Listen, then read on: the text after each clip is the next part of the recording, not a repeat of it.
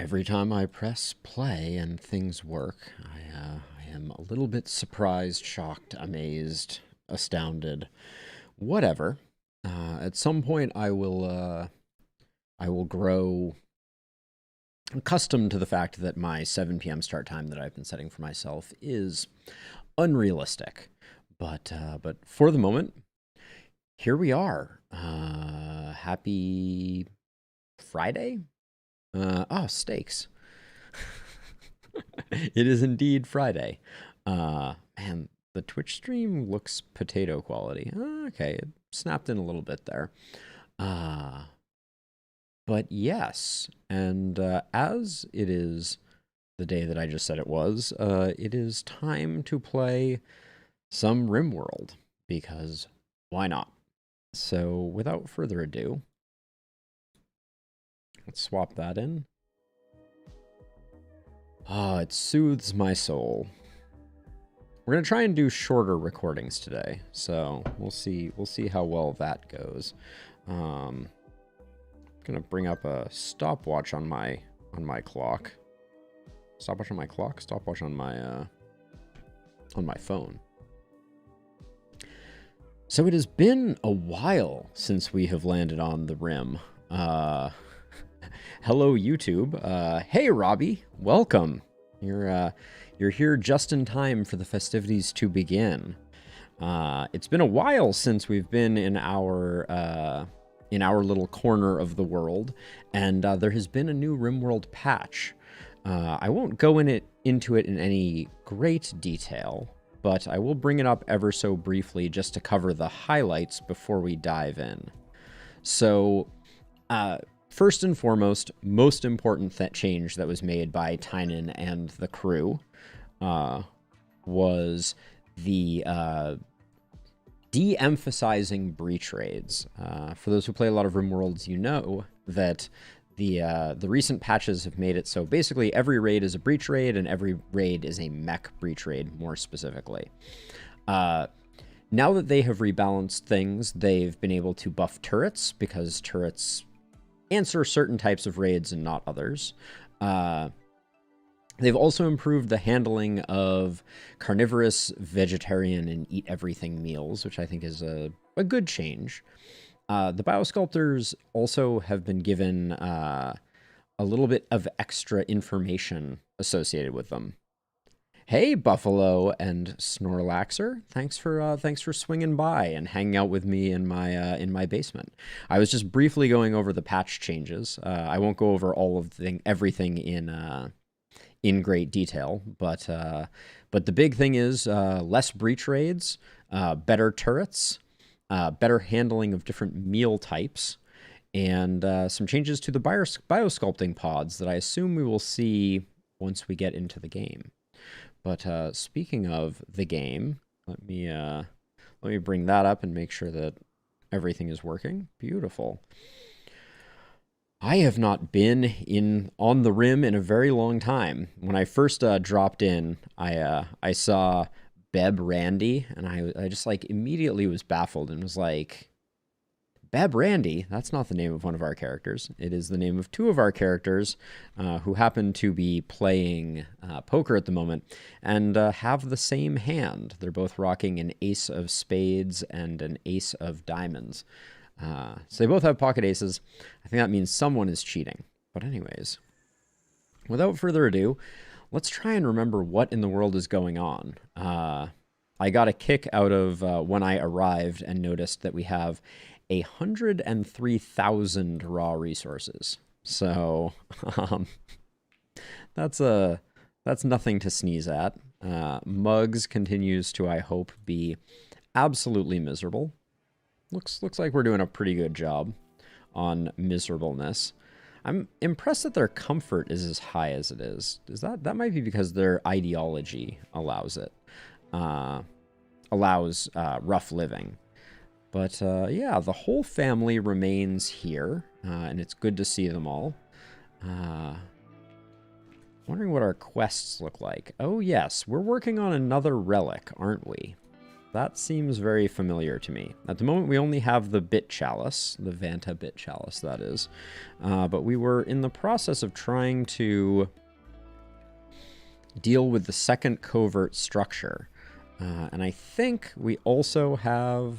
Yes, we do have a mech cluster that is lying in wait up here.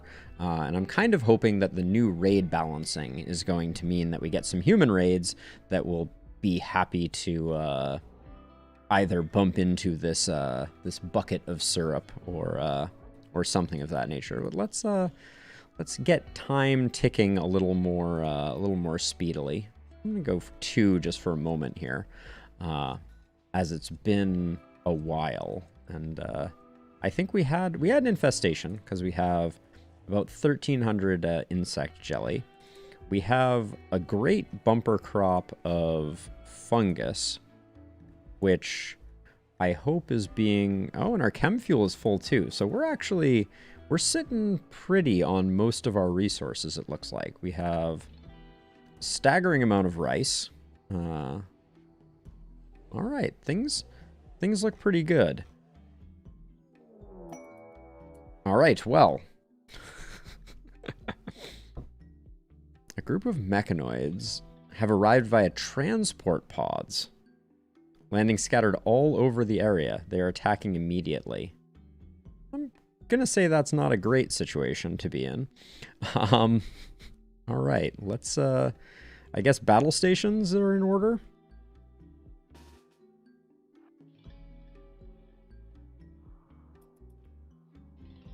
Oh boy, all right.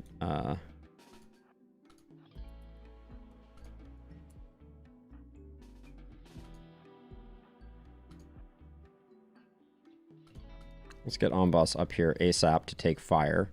We don't know what is landing here. Ooh. I was really hoping I'd be able to stun that one. Let's... Okay.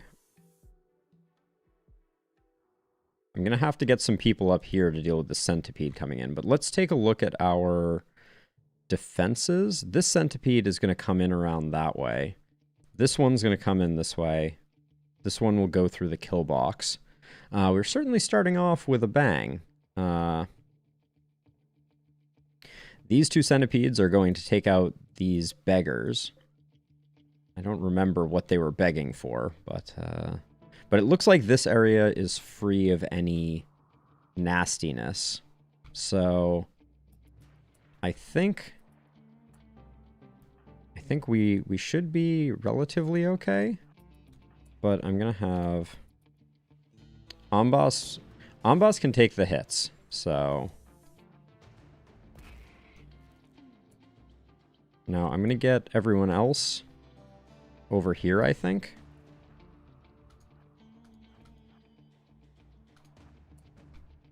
Bibor can take out this one, which I did not see initially. The travelers were betrayed, to no one's surprise.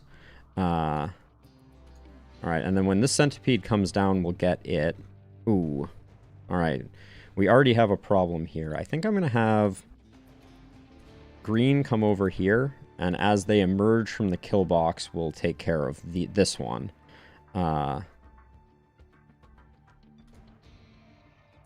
Wait. Randy. You're not green. My powers of deduction are strong, if nothing else. Alright. Okay, so skip you. Nope. We gotta wait a little bit longer to skip you to Bibor. And then I think I can have Randy run. White leap over here. And green leap over here. White, get going. Alright, we have... Oops, I did not lock that one down quickly enough. And then I'm going to have green skip this Scyther away from Bibor. There we go. Alright. Now, This is more excitement than we had in the last like 10 episodes. So I'm pretty psyched about that. Now I'm trying to think what we... I think we use this as our choke point. We might even rebalance to the other side of things. They're shooting at my bears. We don't like that very much.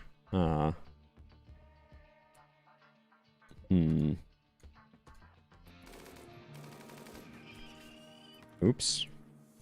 All right, let's get green over here to do some more skips. All right, that was a little risky, for sure. Let's get you out of line of sight. Amboss can just go down and take this out, and Bibor can just take this out. That's totally fine.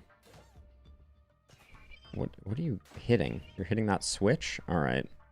Okay, I think all of the threats inside of our walls have been taken care of. So now we can go to defensive positions. Yeah, the travelers were definitely betrayed. I can't say I feel too terrible, but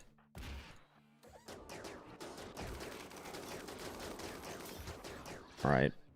Amboss's shields have been broken. I need to be a little careful here. Let's have... I don't want to use greens. I think Edie also has skip? No. Elliot also has skip. So let's transfer that centipede up here. Okay, it's already dead. Amboss took a little bit of a hit. Nothing too bad. But I think we should be just fine now.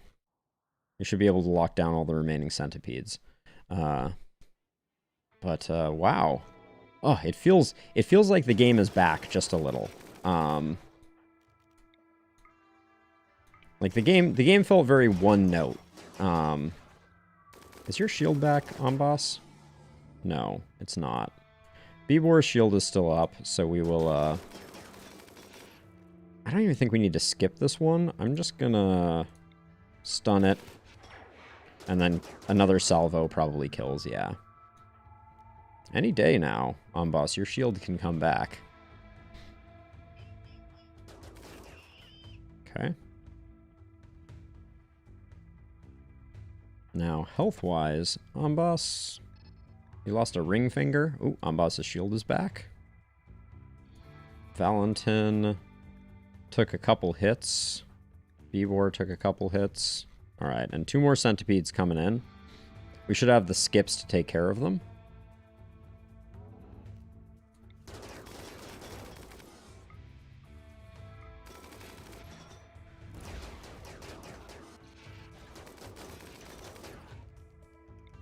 Nope, that's chaos skip. Wrong skip.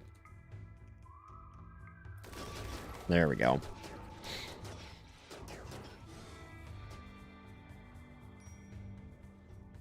All right, I think that is stabilized.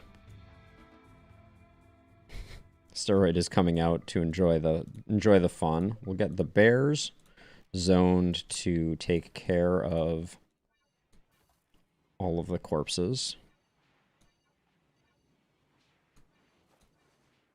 I still kind of feel like I'm hearing mechanoid noises, but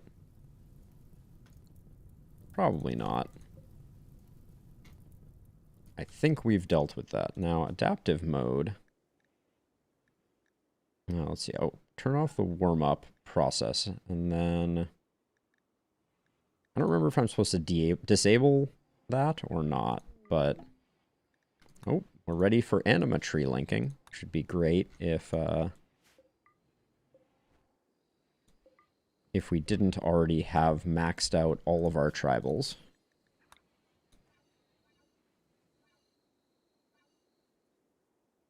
All right, that went smoothly for how bad that could have gone. You never want to get caught unaware when it comes to to those types of things. Hey, Fletch. So adaptive mode is a feature of Rocket Man, and it has to do with the way that it does garbage collection, either adaptively, kind of as it's spinning up, or flat. So there we go. And the latest on the Rim, if you have not seen the patch notes for RimWorld, is that they rebalanced how raids happen again, and Tynan issued an apology because the raids, especially endgame, were staggeringly biased towards mech breach raids. So we have now entered a whole new world where we have different types of raids, and we just had a drop pod raid, which was awesome. Very exciting. It was mech still, so not that crazy, but yeah, it felt good to have a different challenge at hand. Now, another change from the patch that is very interesting that I have obviously not explored quite yet is mortars now are affected by shooting skill.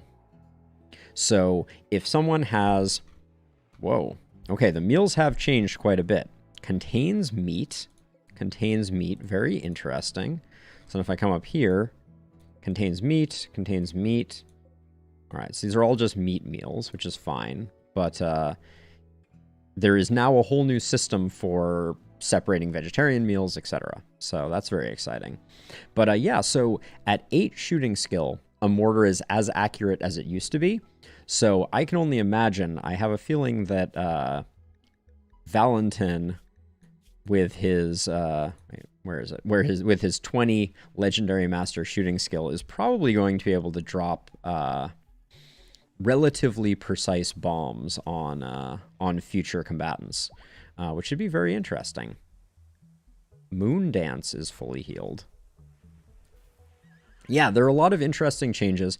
I'll be doing a exclusive YouTube video going over all of them in more depth, but yeah, I think there's some really cool stuff. Yeah, you're telling me. Mortar inaccuracy is one of those really painful things that I mean, the issue is that without mortar precision issues, for lack of a better way to describe it, a lot of things become a lot easier, right? Mortars can be incredibly powerful tools. Now, the other change was that biosculpt pods have changed, but I don't see any additional information here. So I see power, grid status, ready for cycle, bio-tuned to green for 1.3 years. But there's supposed to be some mechanism for me to tell the how the biosculpt pod will be utilized, and I am not sure where that dwells. But yeah, it's feeling really good. And the other really nice thing is yesterday I had quite a scare with trying to get Darkest Dungeon working, because the Epic Game Store has staggeringly bad cloud save support, and it was absolutely amazing to load up RimWorld in Steam, and I tried to load my game. It automatically said, hey, do you want to load the appropriate mods for this game? I loaded them, and my game is exactly as I left it. So feels really good for this to have been so easy, since I spent like an hour manually transferring over saved games. But yeah, Steam is amazing, and the Epic Game Store is a special kind of garbage, it seems. But it is where Darkest Dungeon 2 is exclusively dwelling for the moment. And I understand that. I think they got a lot of money, for lack of a better way to put it, to release their early access on Steam. And I think that's good for the developers. Now, this is interesting. We do have a lot of... So I put this out as bait, fungus, to lure in animals. And we're getting some little animals like squirrels and boom rats, and I was kind of hoping that it was going to pull in like things like the ibexes. I'm not sure if for pathing reasons they can't go through the fences. I think the fences actually block them. So we might want to replace those with barricades, or we could just hold this door open, and then I think it would. Let's try that. We'll have Steroid come and open this door, and we'll see if we have an influx. We just have to make sure we close it, or disaster could strike. But one of the things about the fact that we have a giant smoke cloud and the sun blocked is that we are very much lacking resources on the map. So the hope is like these Muffalo should be likely to slowly path around in looking for food, especially if I bring Valentin out and say viciously gun down the squirrel and the rabbit.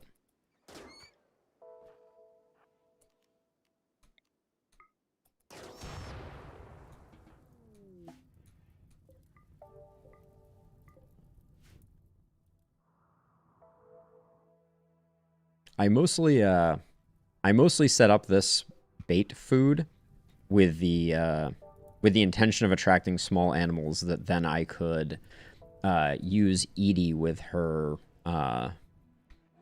Georgette was the name of the sword, I think. Yep, Georgette, which is the kill focus sword. Now the new texture for packaged survival meals, that's throwing me off a little bit. They look a little, I guess they look a little more MRE-ish, so I could get down with that. But yeah, we are sitting pretty, and I'm very excited for the. Is Valentin still up? No, Valentin has gone off to bed. I was gonna kill some more small critters. I'm very curious if we're gonna have larger animals like these Muffalo come play, because we could use a bit more. Oh, that's interesting. We have some berries from over here starting to show up in our storeroom. There's no disadvantage or advantage to berries, to be clear. Is it cold out right now? It's like 5 Celsius. Okay.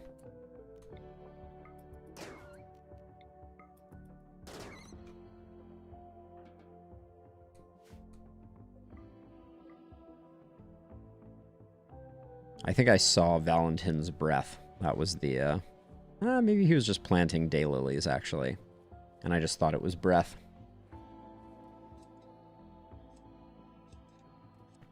But it looks like he's doing a great job keeping his tree pruned.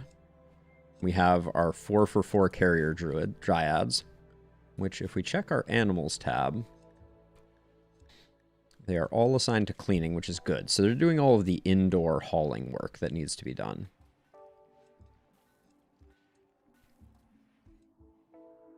So I'm trying out a new thing with these RimWorld episodes in order to make the in order to make them a little, wow, so many rabbits. In order to make them a little shorter, more digestible, but also more sustainable for me, I'm going to be trying to do 30-minute episodes. So I think that's going to be like one exciting thing per episode. We'll see how that goes for the YouTube folks. Holy cow. Look at how much forbidden stuff exists over here, like plasteel, steel. At some point, we'll just slap down a bear zone and let the bears go to town on it. But for now, and I also do want to do this covert structure elimination, which I think, if I am correct, is the final element in the stack trace quest. So that would be exciting to get a legendary persona mono sword. Although I have to decide if I bond that to someone. Oh, great! No one's anywhere near. Who's the nearest person with Word of Serenity? All right. Let's hope they don't kill each other. All right, they did not. Ever since Valentin got murdered, I've been very concerned about social fights. And I feel like... Well, actually, let's look at the log here. So, okay, so... Bibor compared Mule's mother to a burglar. This drove Mule into a rage, and he began a fight. I don't think Mule should be picking fights with Bibor. I think that's a mistake. But Mule hit Bibor in the left shoulder, knocking her to the side. Bibor beat Mule with her left fist, but the left fist bounced off. Mule, using his head, slowly bashed Bibor in the left hand. So Mule headbutted Bibor. Bibor, moving her left fist adeptly, bashed Mule in the left arm. Bibor dodged Mule's bash. Bibor, driving her left fist aptly, beat Mule in the right arm. Mule reluctantly slammed at Bibor, with his right fist glancing off of her armor harmlessly, and then Mule smashed Bibor in the neck horribly. And then Bibor wavered around blearily. Oh boy. Bibor somehow lost that fight, despite being psychically painless. We won't think too hard about how much Bibor should have won that fight and then lost. Mule with an impressive 5 melee to Bibor's 16 melee. Now this only seems to be attracting small animals. I'm gonna bring Valentin out once again to take out the small ones.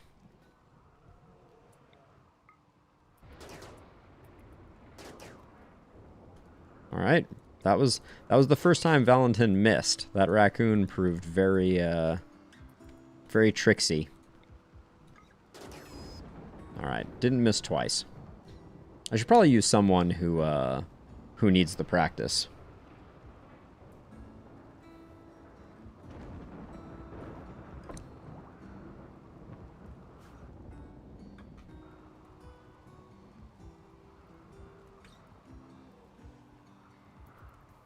All right, I'm feeling confident enough that we are now... Oh, we just had a polar bear birth, so let's take care of that. Or are we? I feel like we're not. We're not training polar bears right now. Let's just let it go.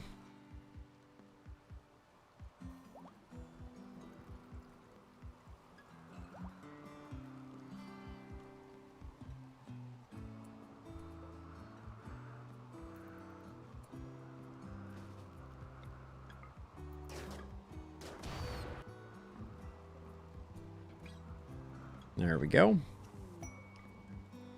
I figured I would take care of that particular boom rat.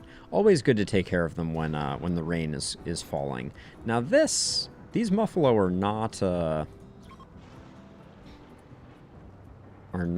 where we want them to be, and I think I have everyone assigned here to work. Valentin is on cook, so what I'm going to do is I'm just going to add to the cook zone something like this. It's relatively safe, and it will allow Valentin to take care of it. Ooh, there's a party going on, but everyone's a million miles away.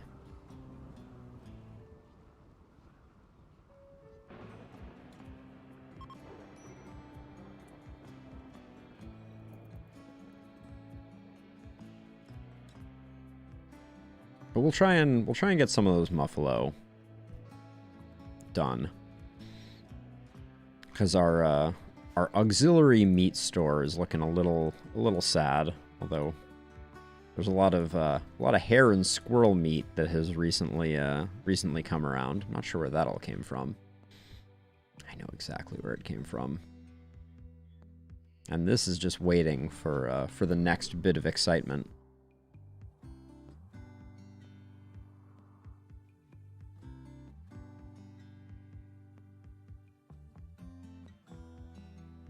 You know what I should have done?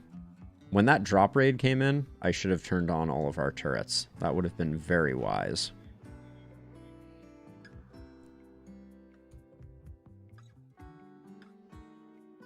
It's easy to forget the little things when you haven't been playing for a while.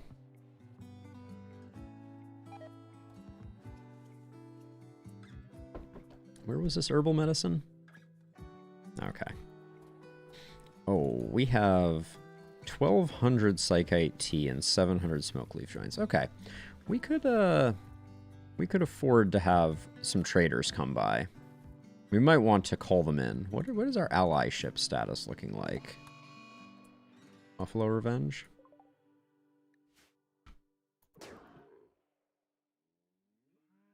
Okay.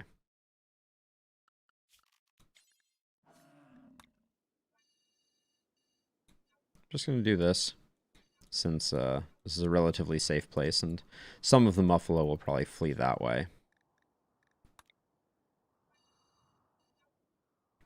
But anything that wanders too far afield, we won't want to hunt. But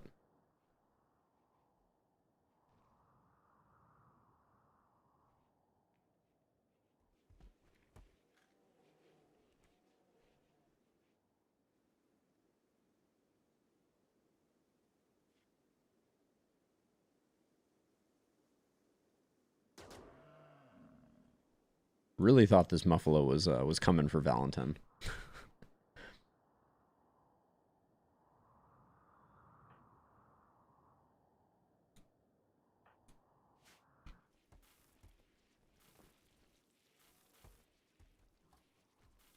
We have a lot of rice at the moment and a lot of fungus. Oh yeah, I was checking on relations. 94, 166. The Excess Empire could use some.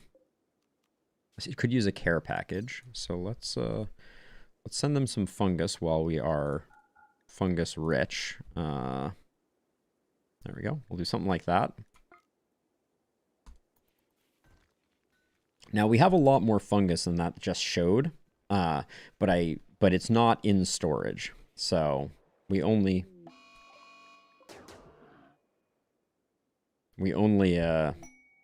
have what is actively in stockpiles. So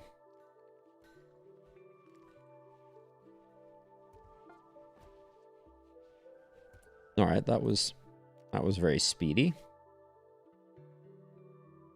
We haven't looked at the world map in a while either. All right, we'll get a quick 15.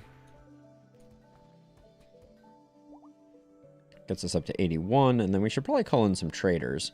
Well, they might just all perish to this. We have another polar bear, which we will just get rid of.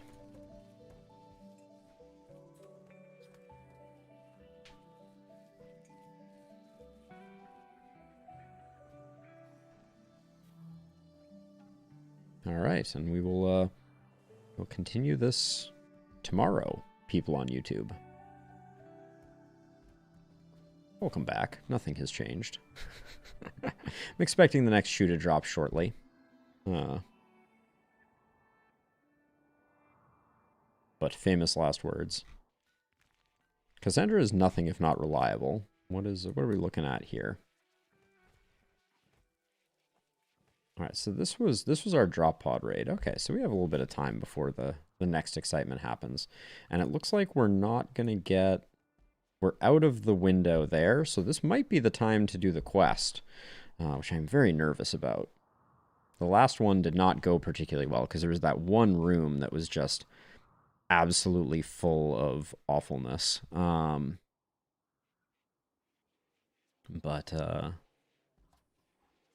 my gosh. That was a lot of geese. Steroid, what are you up to? You're sleeping? Why is everyone awake except Steroid? What is your schedule, Steroid? That's weird. So I guess Steroid went to bed early. So my hope is maybe tomorrow in game time. Let's try and do that quest and complete the bit chalice, or excuse me, the next relic of Tektugaism.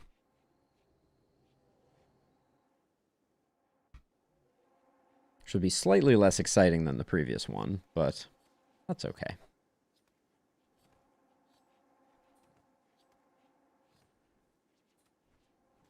Okay, and Steroid is now doing exactly what I wanted him to do in the first place.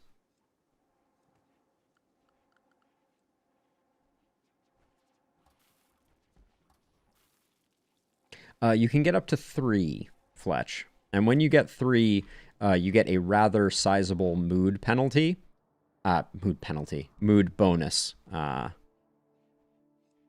That also... It also unlocks some other things. I'm not entirely sure, though. I've never had I've never had a full complement. All right, we're at hour 6. So now would be a bad time to the covert structure. That actually makes me think. So our schedules have us operating in the daylight hours and getting tired in the evening. We really should have everyone on a night owl schedule, because when we go do quests, we'd like it to be evening time. So do I want to fix that now? So we have 1, 2, 3, 4, 5, 6. We have 9 hours of kind of like open time. So if I wanted people waking up like at hour 16, I would put these 3 here, and then I would put 1, 2, 3, 4, 5, 6. Then I have how many? 1, 2, 3, 4, 5, 6, 7, 8, 9. 7, 8, 9. And then we end the day like that. And, oh, actually, we needed 2 recreation here, 2 work here, and 4 meditate here. Cool. So this is going to be the new schedule for all of our meditators. They're like tater tots. This is, I don't know how badly this hurts things. And then this one is, we have the same sleep window, but we have 3 hours of recreation on the front side. And then we have 3 hours of anything, 2 hours of recreation, and the rest is work. Does that sound correct? Yep, that looks correct. There we go. All right. So we're gonna give them a day or 2 to acclimate to the new nighttime schedule, but this will mean that when people are waking up, ideally it will be dark in the rest of the world. We can fly somewhere via shuttle, do a quest at nighttime without people getting tired, and then farce get back. That's the idea.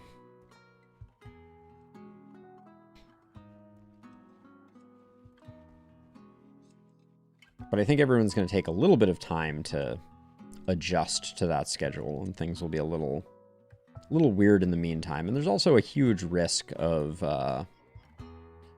having a mech cluster on the map and shipping everybody off. But I think we can potentially do it.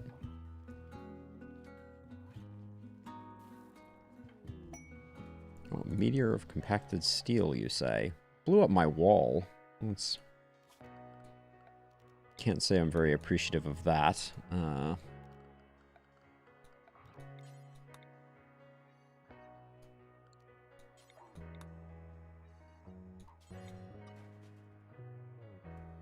People should scoot out there and take care of that. We can also get rid of a lot of this cook zone.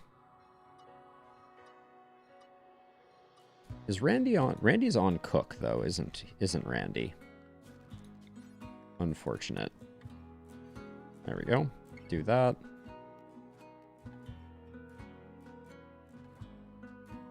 I'm going to manually kill these last 2 Muffalo, just to get them sorted.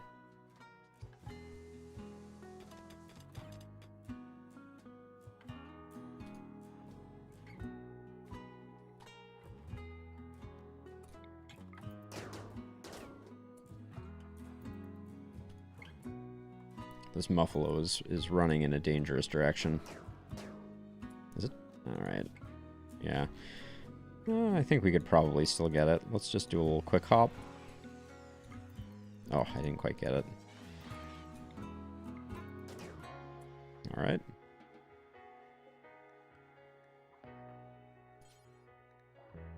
Carry it to the cryosleep casket. It's not really what I'm looking to do. Let's just melee it to death. Things that are downed generally are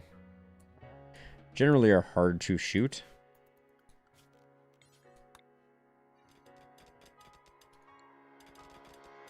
Alright, Randy and his drill arm are going to do quick work of this.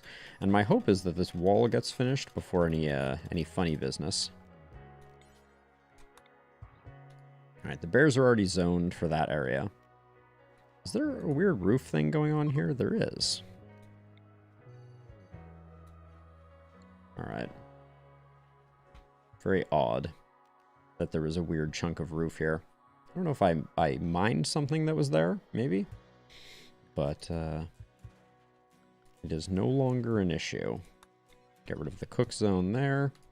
Shoot frenzy for Randy is fine.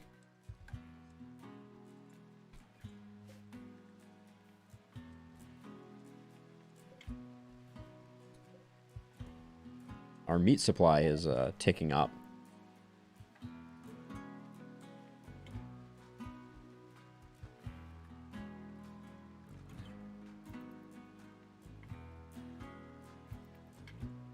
So this fourth speed option is added by a mod called Easy Speed Up, and in the early game you'll get some incredible speed ups from it, but unfortunately those fall off a bit in the late game. The tick rate remains slow. Morrison, you worry me with your pathing. Oh, all right.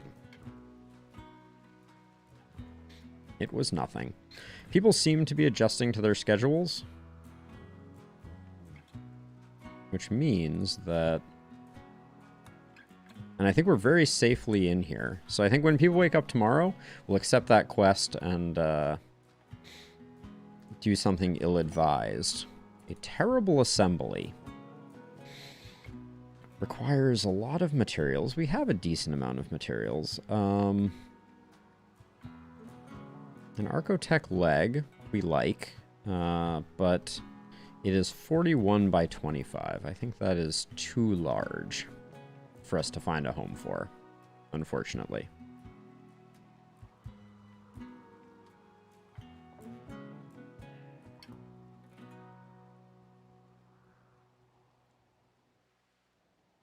Oh yeah, Fletch, I should have mentioned before, but your relics are always predetermined by your ideology. So these are our three. The Vantabit Chalice, the Hex Crux, and the Stack Trace. Now it's interesting. The Vantabit Chalice was Slate, and is Slate in reality. Oh, who is Bangs? Talk to me. What's wrong? You're drowsy. Okay, it's because I've fouled everyone's sleep schedules up.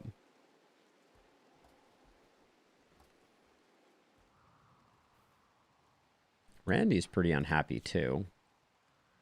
It's just supreme expectations. Taking their toll as usual. Now, one thing that's very interesting that I had not considered is that now our colonists' sleep schedules are going to be at odds with our animals' sleep schedules. And I think we have enough beer. We have enough wood. Make some cotton, maybe? We have enough material. Oh, boy. What are we going to do here? We have enough rice. Nutrifungus isn't that useful. More Devil Strand, maybe? Can never have enough Devil Strand. Very slow crop to grow. Very profitable, though. Perhaps the greatest wealth wealth bump. No, this is good. This is good. We have our first ibex that has found their way in.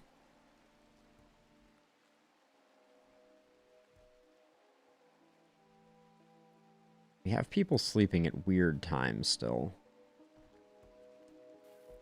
I guess this is the beginning of our day, though. So if we were going to do something, which we are, now is the time. Here goes nothing. Okay. So, we're going to grab Bibor Amboss, get in the shuttle. How many people did this say this was for? 11 colonists. So, we'll bring these 3. So we're at 5 now. We'll bring green, Kenta. Definitely bring white. Let's see how many people we have in here now once after we do this. Oh, it does not really tell me, does it? 1, 2, 3, 4, 5, 6, 7, 8. Bangs is pretty bummed out, so I'm not going to grab Bangs. Grab Mule, 9, 10, and Morrison. Morrison's a doctor. That's a good thing. All right. Let's make a bad decision here. It's hour 18. And off we go. All right.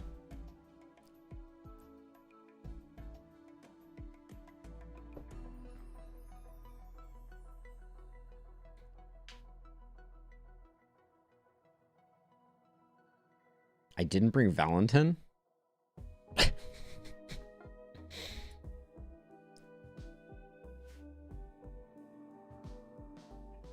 Okay, we have... Oh, we have... where is it? Covert examination. 5 terminals to hack.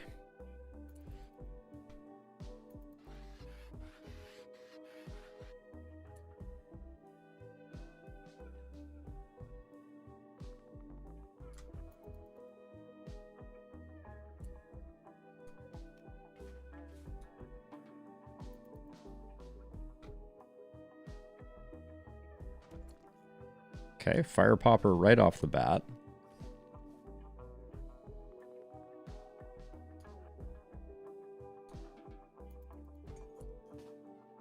Okay, nothing there.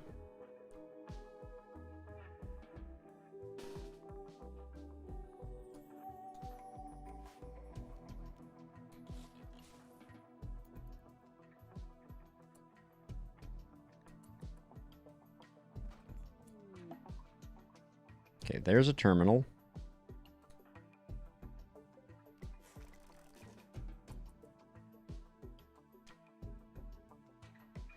Ooh, bumped my mic. Sorry about that. Okay, there's another terminal. So let's do this, and we'll have Edie come hack the ancient terminal. And then we're probably gonna have to move inside.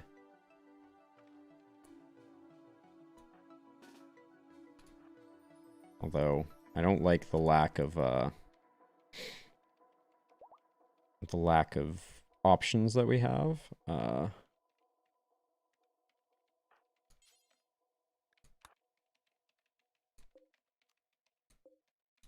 When it comes to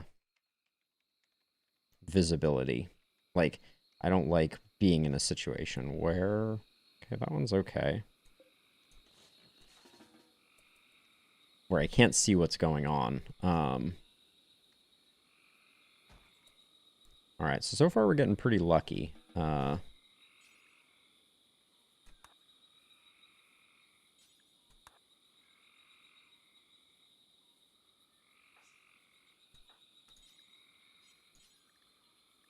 so Flynn, you're going to get those 2. Bevor, get this one. Green, get this one. Might as well do them.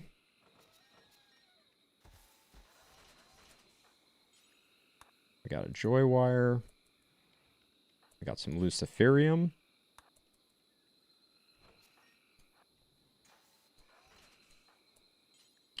Got some uranium.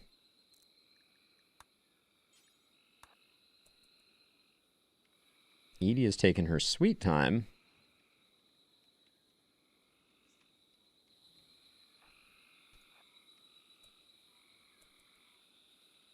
I forgot how long these terminals take to hack. Do they always take this long? No, 84 hack progress. That's actually a longer hack than some of the ones we've historically had to deal with.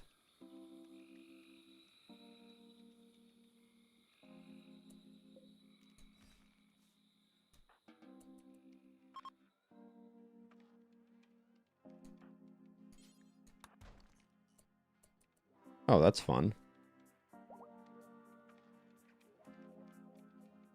Oh, let's not let Flynn wander. I guess everybody comes up here, and we keep exploring.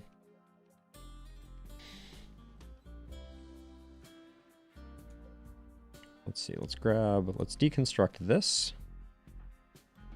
Somehow Flynn always ends up in the center of the, Okay, there's nothing there. Nothing's exploding either, though. No fire foam poppers here, but this is a security crate. I don't want to deal with that if I can help it. So far we haven't found anything terrible, but last time it was like... It was exactly that. Oh boy.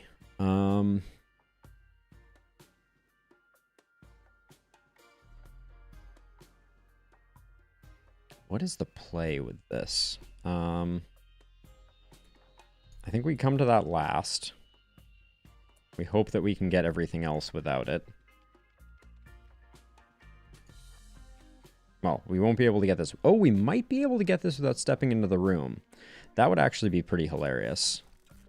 So we will try that. We might be able to deconstruct this wall.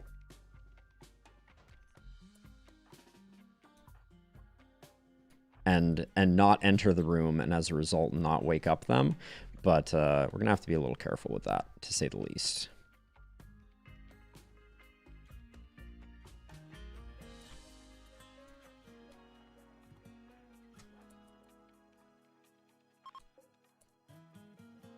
Okay, Edie's done.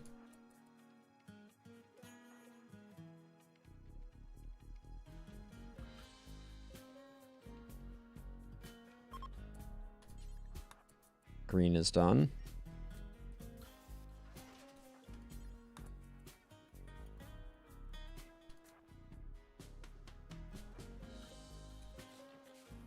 Flynn can go do this. Really, not bringing Valentin was a comical mistake.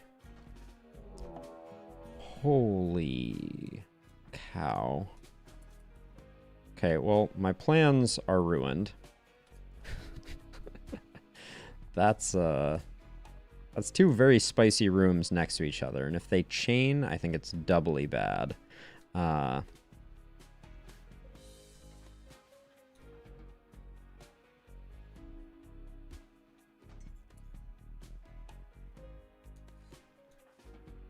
This room's not dangerous, so we can do that. And then I guess this room is likely to have the final terminal. Oops. Green, you stay there.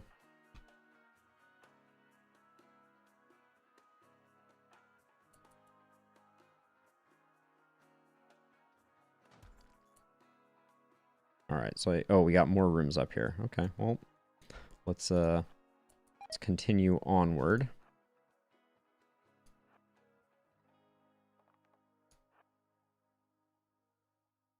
This room is bad, though. I'm trying to think how we want to handle it.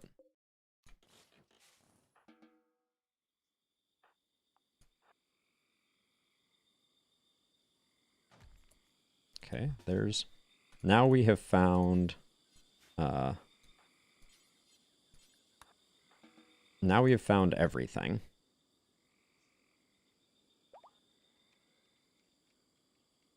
So I think what I'm going to do is I'm going to bring everyone over here. but in a sensible way. And I'm going to create some improvised defenses here. Well, no, maybe we don't do improvised defenses here. Maybe we do improvised defenses here.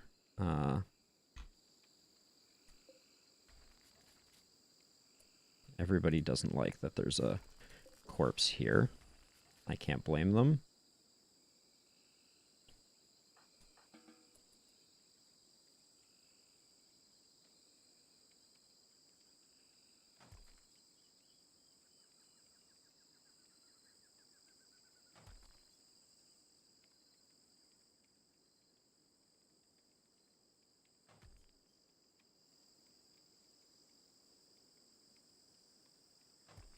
Okay, so now that we've done that, I think we can...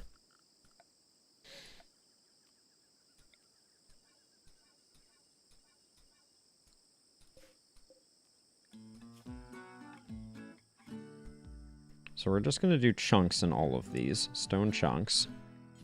Critical. Copy settings. Paste settings. Paste settings. Paste settings. Paste settings. And then...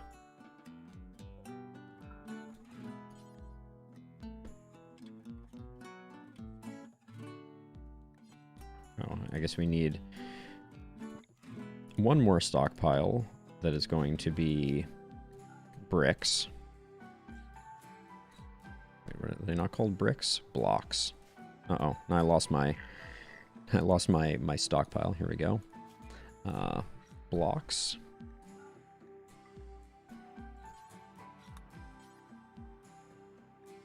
Okay, Flynn is carrying too much. No, wait.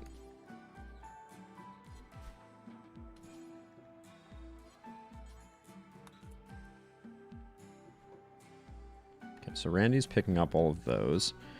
Okay,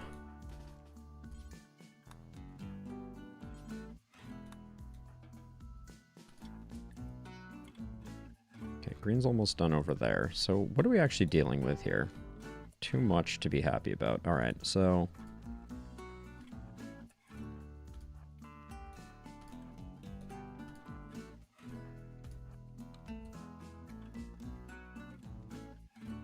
where does white get? White needs a good spot. All right, terminal 4 out of 5 hacked.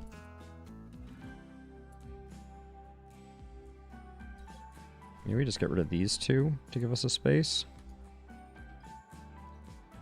What are you doing? What are you doing?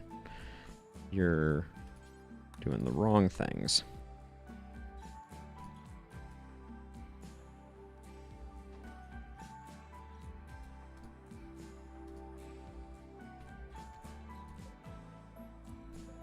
Okay, so we got that. Flynn can go here now. White goes here. Then I think Randy just goes here. And then green can go... maybe here? Yeah, this is a good defensive spot. Okay, and now... actually, if we switch green and this... I can see the sun coming up. It has me worried. I wonder if I can literally...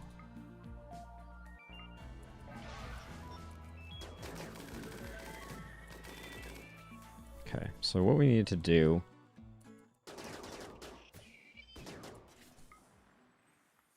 is get the centipedes in appropriate places. Green just took a big hit. I don't know what that's about.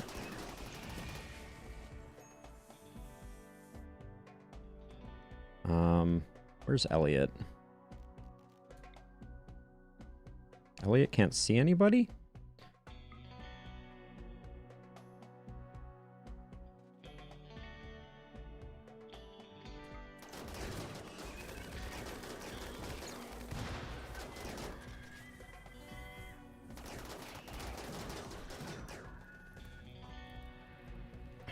Elliot still can't see anybody? Oh, wait. Elliot can see people.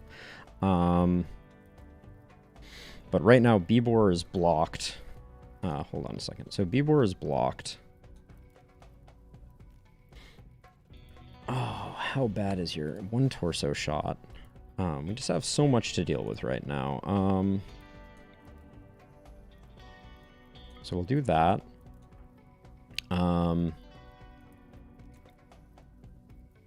drop a wall raise there. I'm going to move B-board down a bit. And then Flynn can stun this guy. Stun this guy. Now, Elliot, can you... Okay, we got one down. But we absolutely need more defenses. Where is...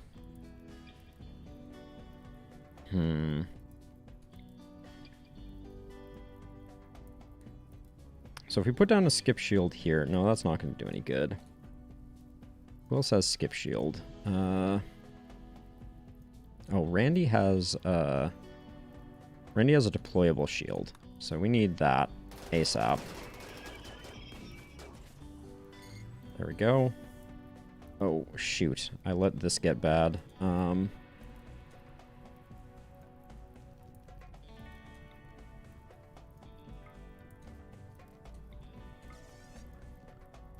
It's time to jump some people back.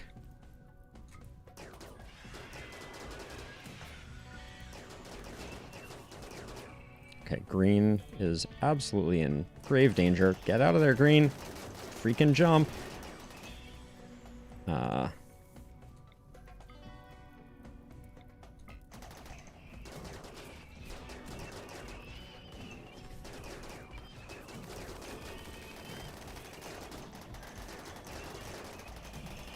Okay, white is face tanking that. Now, what do we even do here? I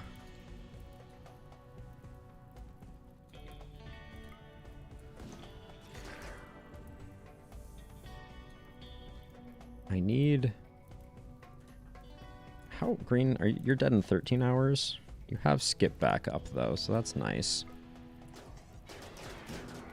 Okay, let's get a skip to here.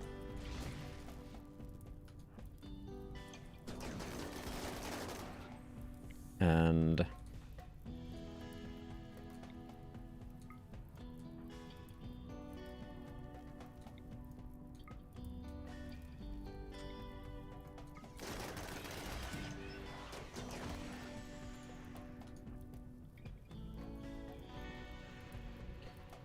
okay. Elliot, why can't you go anywhere good? All right. So we need...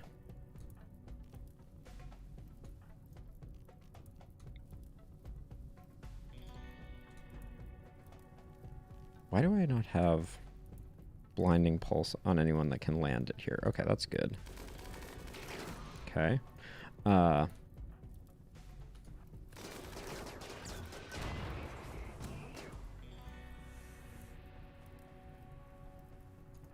wish I had someone well positioned to be getting more of these.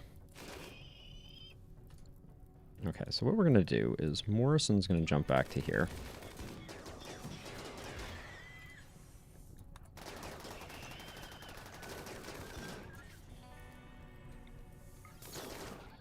Okay, that's bad. Who has water skip? Okay, that's good. Now Elliot is well positioned to skip that. And also skip this. So we've got two of them handled. Edie is going to beckon this one. Nope. Is Elliot going to beckon this one? Yep, that'll just get it moving.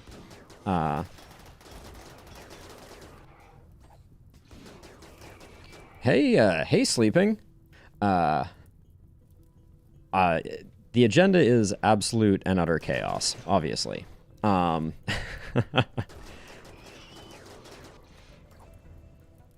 right now we're working on this ancient danger to get information on a holy relic, and it's a bit harrowing. All right, we got that one. I think we're good. Yep.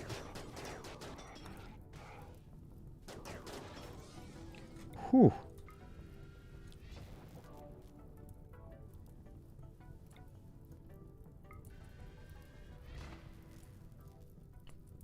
All right, so let's have Morrison tend to green, Mule tend to Edie. I'm gonna have, who else has an intelligence stat? Intellect 9. I may just have Flynn go start working on this while we do some tending.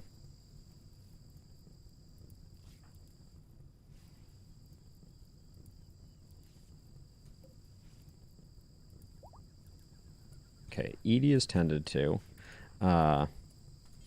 Mule can tend to Kenta. Green's good. Morrison can tend to White. Who has Heatstroke? Flynn? Oh, shoot. How hot is it in here? Oh, boy. That's not good.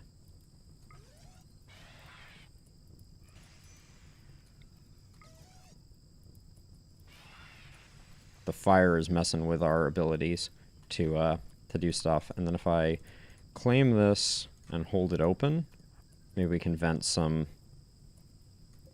How much have you taken damage? Not that much. Okay. Okay, is everyone hungry? If I just do this, will everyone just kind of eat?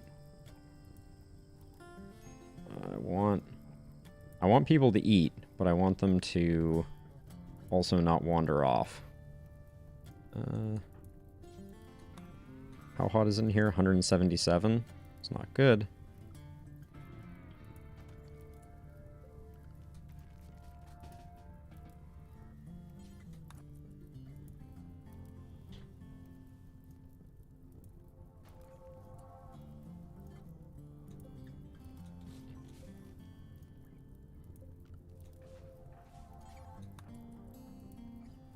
Everybody else is sleeping, which I think is okay.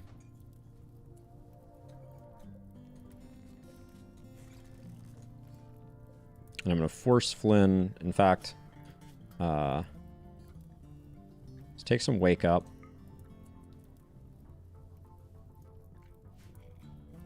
All right, everybody is going to come over to here. Sorry, Flynn.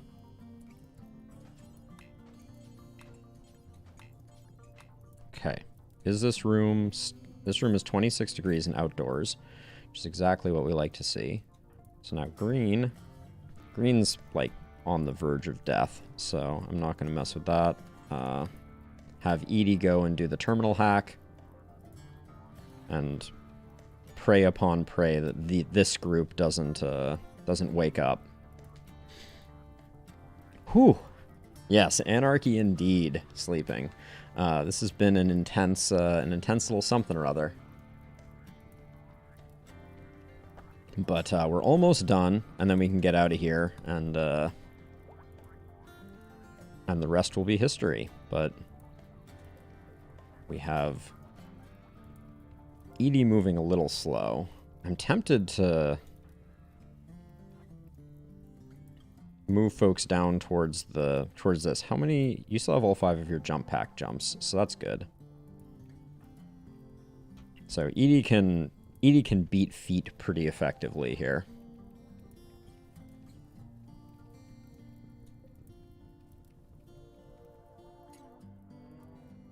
We definitely pushed our squad to the absolute limit.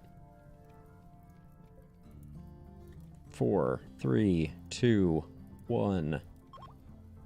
Okay. We are done.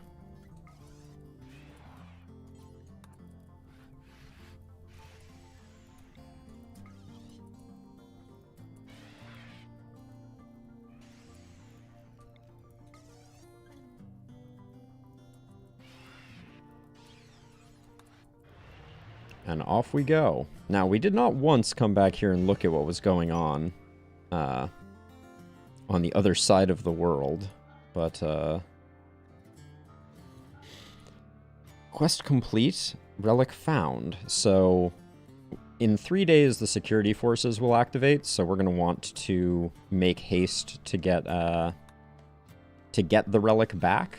But yeah, that was successful. But we'll let everybody go get a meal, take a nap, do all the things that they need to do. And for YouTube folks, we will be right back.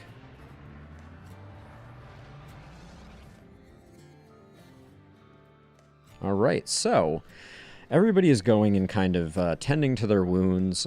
Green took some serious hits during our previous encounter. Valentin is fresh and ready to go. I'm trying to decide how many people we need to go collect the relic. Let's see where it's located. It's located here, which is on the border, actually. So I think it is going to be covered by our sun blocker. The last time we did a relic complex, it was not a particularly harrowing journey.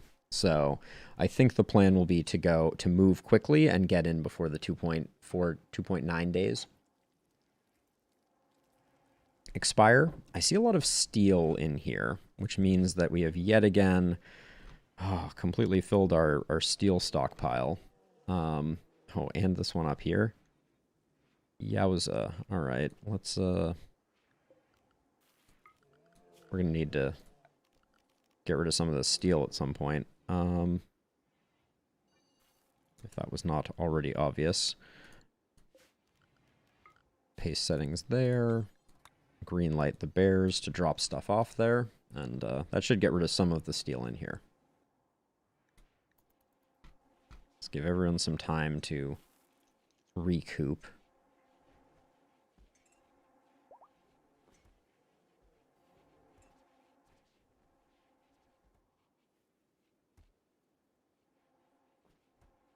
Kent is back up and operational.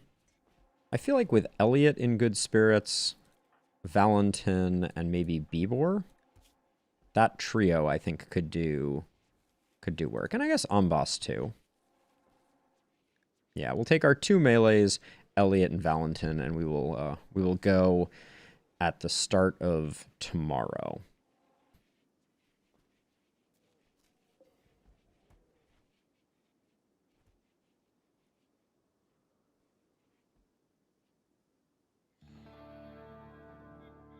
But yeah, those giant rooms of centipedes are spicy. Spicy, spicy rooms.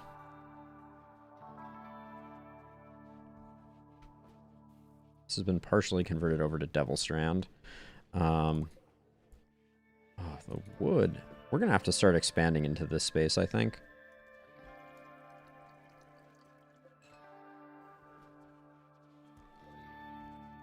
Someone needs to repair this orbital trade beacon. Thanks, Flynn. Ooh, Flynn's another good person to take. Maybe we just take, well, we can take Bibor, Edie, Elliot, White, and Valentin. That's a pretty good crew. And I think we can do that in 4 transport pods. So what did I say? I said Elliot, White, Valentin, Bibor.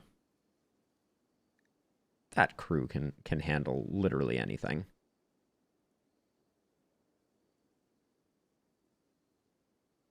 What time is it right now? It's hour 0. I think we can do it.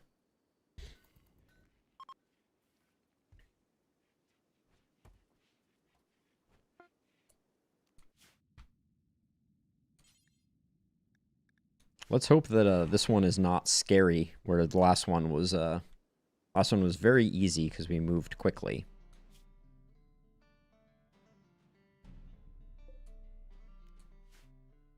Well, there's at least a centipede.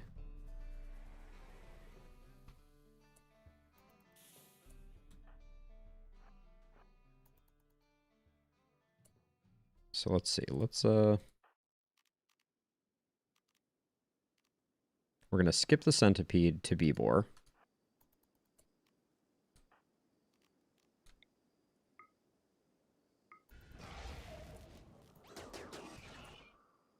And we're also going to stun that while also shooting at the Scyther to try and neutralize it. There we go. All right, so definitely a few extra baddies.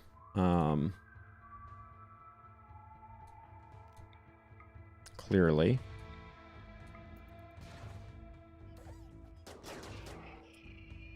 Now, Elliot is going to skip this Scyther far away.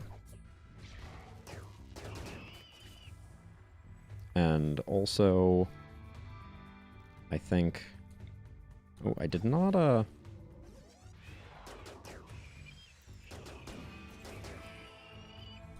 just gonna beckon this one.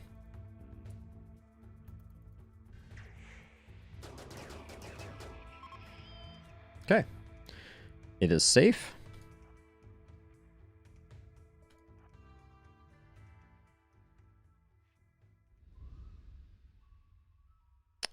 We got a few more. So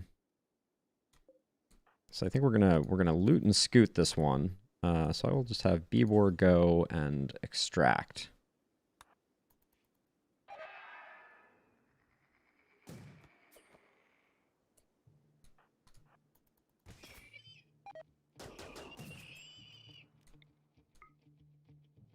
Skip Beebor out.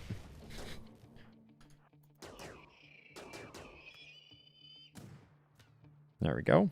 The door will close, and if this guy's coming for us, we're gonna do him dirty. Oh, all right. It's decided to go insane instead. So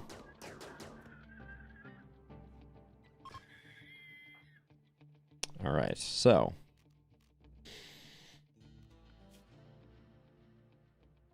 reform caravan, heading home, except everybody. I guess it doesn't matter. We will do that, and then far skip on... we'll use Beebor's far skip.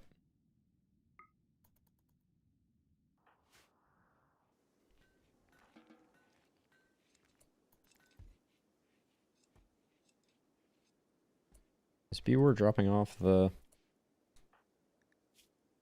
Yeah, still has the stack trace relic.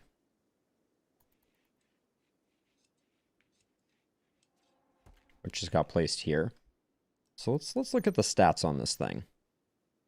26.45 damage per second is extremely disgusting. But I think we're still gonna install it in one of the reliquaries. But it feels good. Second one down.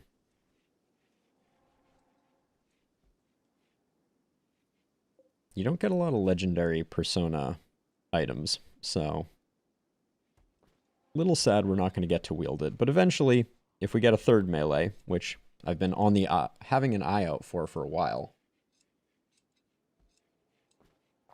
then perhaps we will change that.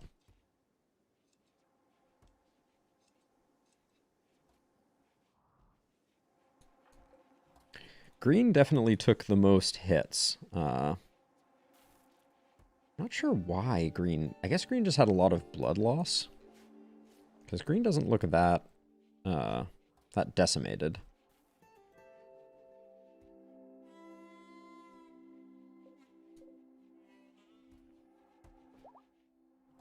B-War is back up and operational, which leaves only Green. Not bad. Okay. I think changing the timing made a big difference. I think that raid would have been disastrous if we had gone and started during the day. Granted, we ended up fighting during the daylight, which does not play well with our darkness meme, but But nonetheless, once everybody's awake, we're going to do another ceremony, I think. Oh, maybe we can throw a party after we get the relic, too. That would be cool. All right, everybody's up. Let's install the stack. Well, hold on. Let's not do that quite yet. Let's get everybody piled in here. And then now I'm going to go have Bebor install the stack trace as our highest ranking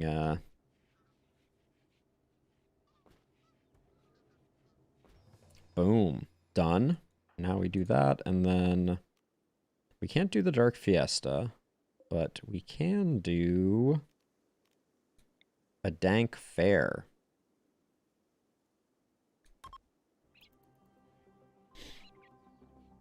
Oh, someone was supposed to take their penoxycyllin and instead dropped it on the floor. That's my fault. A Dank Fair to celebrate the arrival of the stack trace. So mood bonus from the rituals in the room is rituals in room. An odd. Ooh, and it was an unforgettable one. +8 mood bonus. You love to see it. I feel like no one has used their I haven't seen anyone go into these. They're all set on auto, I think, at this point. Yep, so I guess we're in just a lull time. But yeah. Oh, Mug's got the plague. Excellent.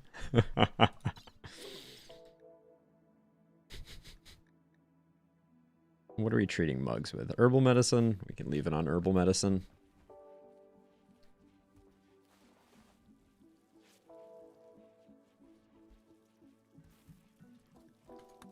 We wouldn't want Mugs dying, but... So now we picked up a beacon and a solar pinhole.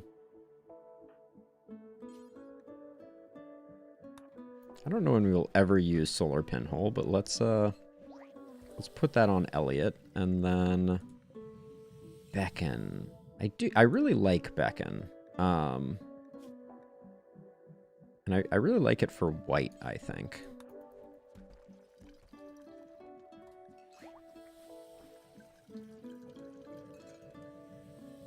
Our Yayo supplies are a little lower than some of our other supplies.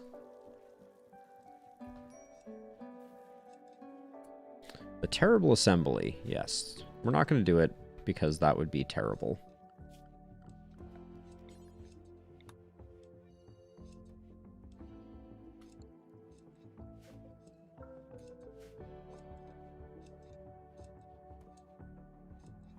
You know, with these out here, maybe I made a mistake. Maybe I should have literally put them in here. Inspired trade on Amboss, not that useful. Yeah, there's potentially something to be said for having those just, like, right in this room where stone cutting takes place.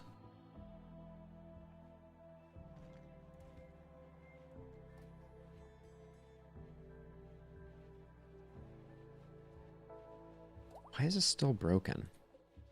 It was just broken.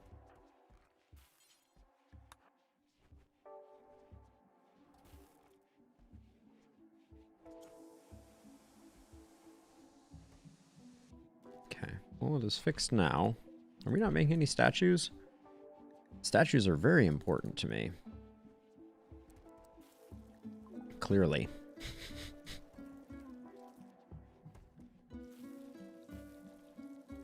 Steroid? Clean up before you, thank you.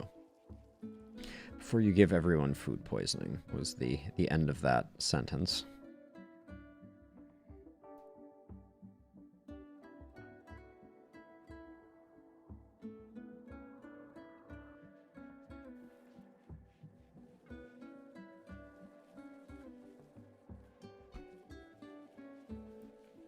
Just really need to offload some Psychite tea, some beer. Oh, transport pod. Hello, Nash. Nash the barkeep. Well, they don't like darkness, so that's already a strike against them. Chemical interest, lazy wimp. Sorry, Nash. I will rescue you, though. Why not?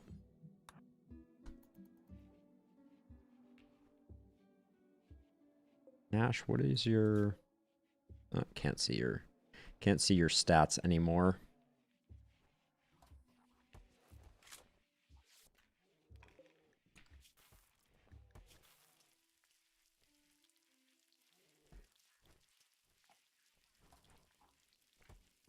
We probably should put some art in the infirmary, actually, now that I look at it. That would not impede the flow of the room at all. Would probably liven things up. Actually, that doesn't need to go there. That can go there. Why is that space already... Oh, the TV takes up 2 slots. Got it. But yeah, that improves our infirmary pretty substantially. Parabolic for vengeance. On this work is a portrayal of a solitary raider covered in entrails. A hyena fades off to one side. Or number J93. This carving is shaped like a polar bear avoiding a falling ceiling, which impacts with incredible force. He is scratched and bleeding. The work is a photographic feeling and has a photographic feeling and a large square structure. Strikingly, a baker fades off in one side. This portrayal tells a story of the polar bear nearly crushed by falling objects on the 4th of September, 5519. A very memorable moment. Oh, Cataphract Squad has been refreshed.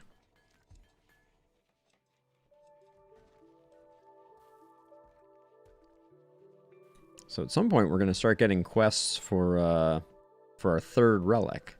Now, is there a mood boost for having 2 relics?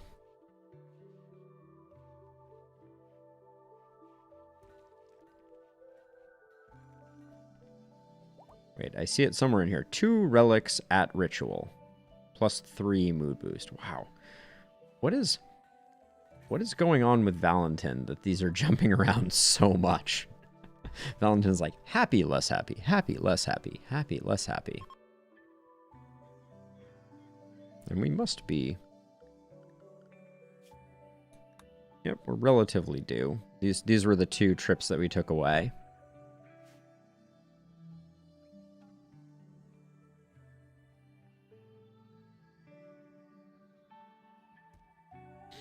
Well, so we're doing age reversal sleeping, but let's check Valentin's stats really quickly. So Valentin is 41 years old, 56, including the time they spent in sleep capsules.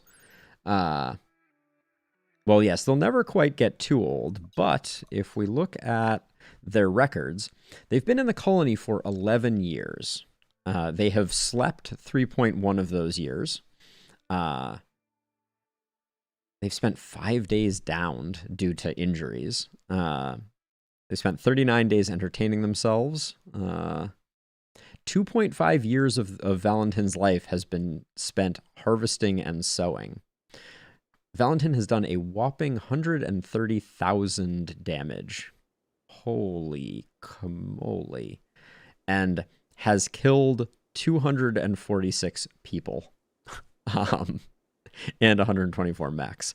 That's pretty incredible. Let's check Flynn really quickly. I think Flynn has probably done a lot less damage. No. Scroll up a bit. Oh, 97,000 damage for Flynn. Flynn is no slouch in the damage department, but humanoid kills is 2.5 factors lower. Makes me wonder about Bibor. Yeah, Bibor has not done very much damage, but has killed, and has not killed very many either, but Bibor spent a lot of time. But yeah, Flynn, I don't know if you're referring to Flynn or Valentin, but both of them are absolute MVPs. Speaking of which, let's Let's have Valentin clean up some more animals.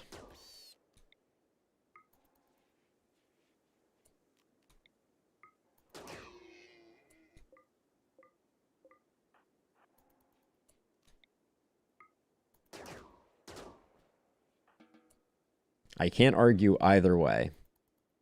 It's I mean, everyone in this crew, I feel like, is pretty exceptional in their own right.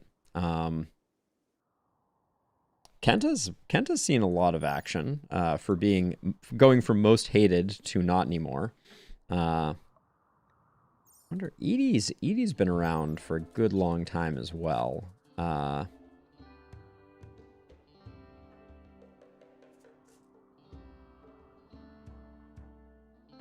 Oh, very cool sleeping. I'm super curious. So a variant of curious. Excellent. That's very cool. Did anything particular prompt the change? Just going for a general rebrand, or do you have something else in mind?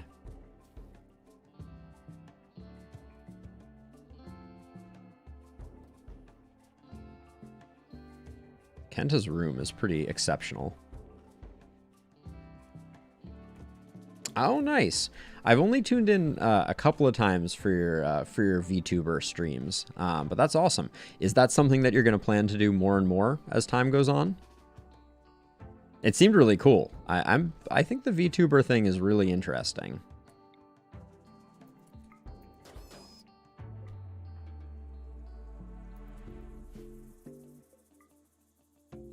Nice. So your end goal is full-time VTuber.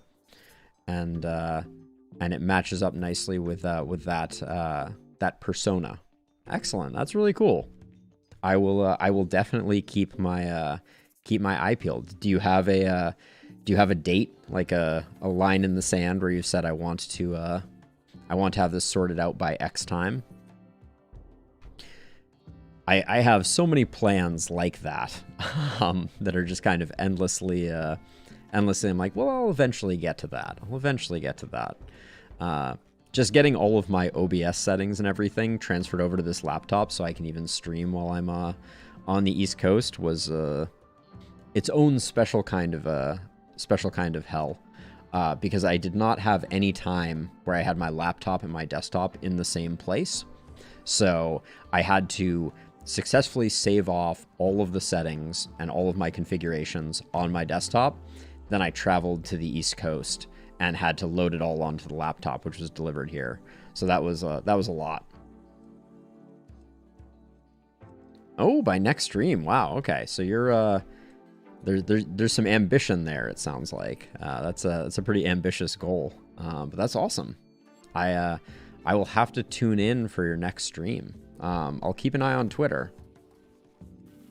Yeah, I'm going to be with this family for a while now, so not to delve too deep, but my dad is in need of some help and support now, so I'm going to be staying here pretty much for a good long while, which is part of why I wanted to. Well, so yes, things are a lot better now that I'm here. I've been able to kind of like help and support, but yeah, I'm going to be here for a while to kind of like make sure that things stabilize and land well. I spent the last couple of weeks very actively kind of like rehabilitating a part of his house so that it's a little more friendly and comfortable for him. And yeah, that's been a huge amount of work, and now he's kind of back there, comfortable, safe, and thank you. Yeah, and now I'm trying to kind of figure out how my life fits around also being around to take care of him a bit.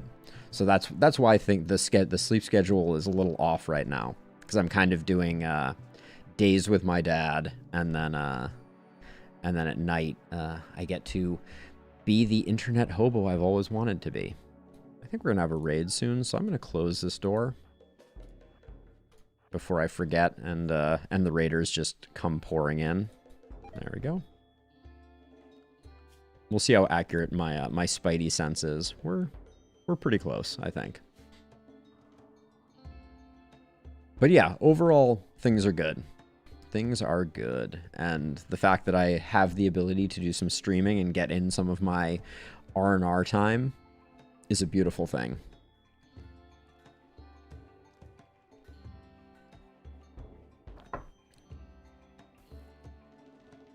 The main thing that I need that I currently do not have out here is I'm just using a lamp, and you know, you can kind of see from the white balance issues that it's a very warm light bulb, and I want to get a better light. I've been meaning to get a better light generally for a while, but I'd very much like to get a decent LED panel light.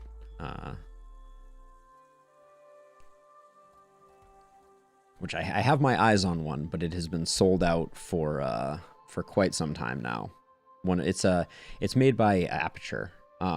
Yeah, I'd be curious. Shoot it to me either here in chat or Twitter DMs.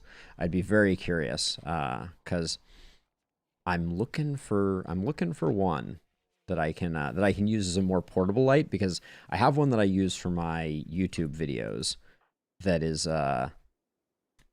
not portable enough. I'll just put it that way. Takes up a bit of space. The carrying case is rather bulky, so I couldn't bring it with me here. So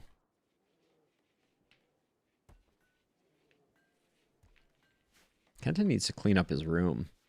There's all this human refuse laying around.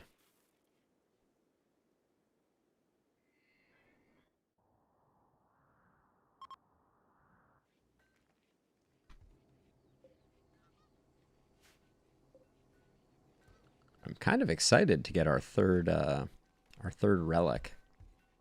We should be getting more pilgrims now. My understanding is the number of pilgrims is proportional to the number of filled reliquaries that you have. So we'll see if our visitations uptick.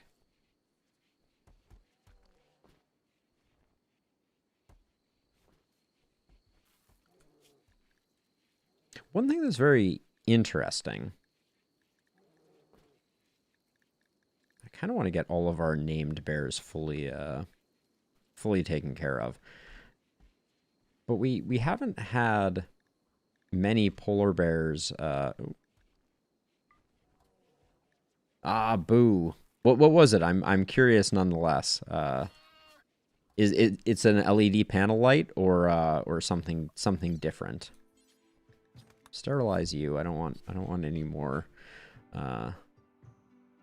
baby polar bears that aren't coming from Lolita. Because I'm also curious from like a style perspective what people end up using. I know a lot of people use ring lights, so I could put like a ring light around the lens, but kind of like having a bit of like not perfect uniformly lit. Like if I was like a makeup streamer, it would be a different story. A ring light? Okay. I mean, it gives you incredibly good consistent face lighting. I'm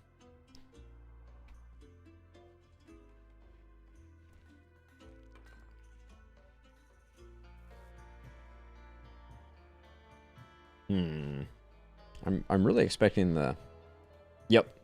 Yeah, I also was looking at one point, I think it's Elgato makes the stream lights that just have like the stand and the light and then an app to control them, which seemed nice.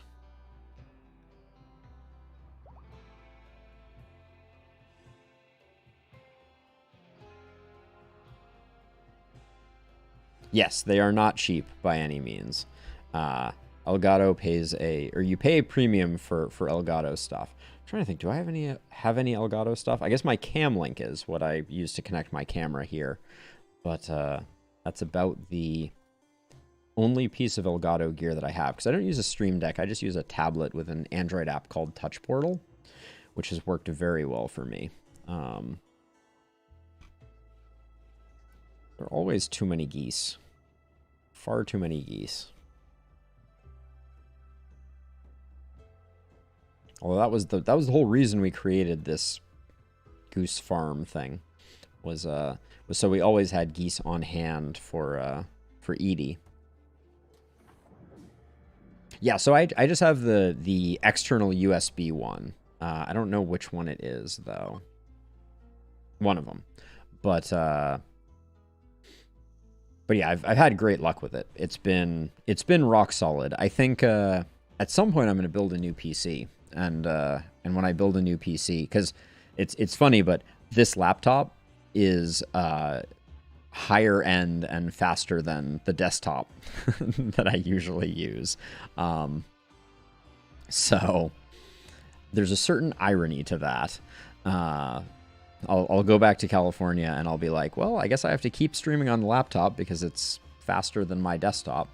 My desktop's showing its age, to be sure, but I'll probably get a PCI capture card at that point, just to free up some USB ports. I never have enough USB ports. 2 PC setup. You know, I feel like there's certain complexities that come with the 2 PC setup.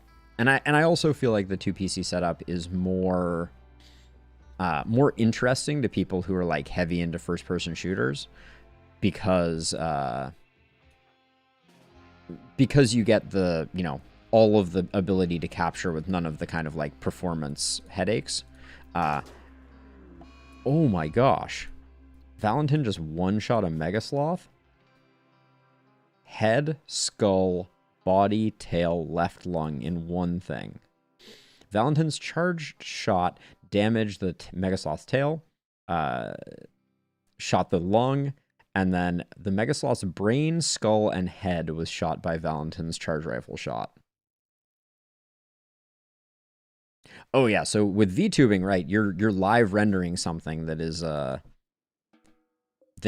you know, interpreting what you're doing, etc., etc. So like, I totally get that. But yeah, I mean, for me, it feels a little excessive. Yeah, Valentin just absolutely decimated this poor Mega Sloth, and I believe the official term for Valentin's shooting ability is Legendary Master. Let's double check. Yes, level 20 Legendary Master. And I believe that in the equivalent in art is the entire world knows how good a shot he is, essentially. Yeah, most of the games that I play are not crazy taxing. So for me, the 2 PC setup comes with some complexities, right? Because you have to make sure that like you have one keyboard, but you can control all of the things in all of the places that you need to. And I haven't fully understood what would become complicated, but I know things like, oh, we just got a mechanoid cluster. Oh, all right. Has a low shield. Oh, we got a... let's see. Do we have a high shield here? We have 2 low shields. All right, so we're going to try out and see how good the new mortar accuracy is.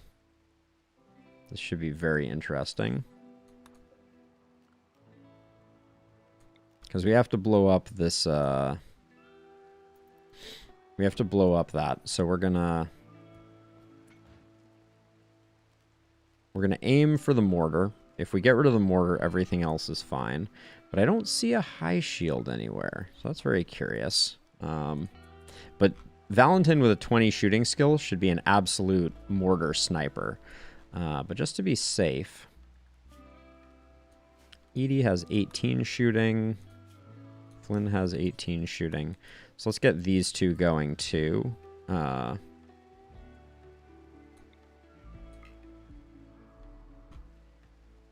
All right, and then all of these need to be set thusly.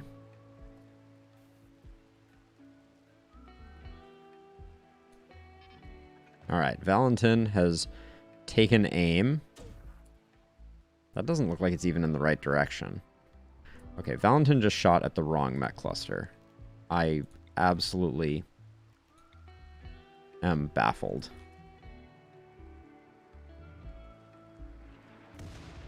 Okay. Uncool, Valentin.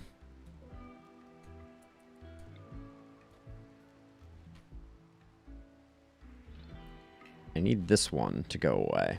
Please and thank you. Alright, let's speed up the game a little bit. Okay, everybody's firing. Now it looks like they're all going in the right direction. Ooh, that clustering looks pretty darn good. Alright, we hit with 2 of the 3, I think?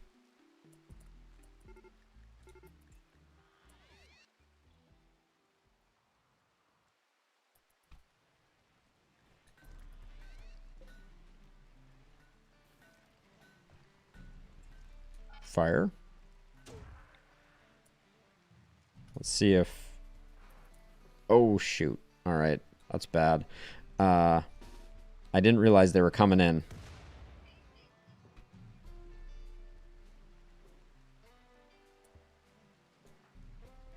I'm gonna have Elliot drop a Berserk Pulse to try to...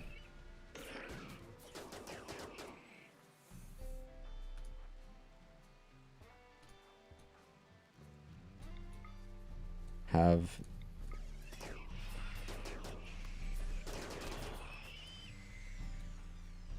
Alright, we're gonna be using a lot of jump packs here to try and keep people safe.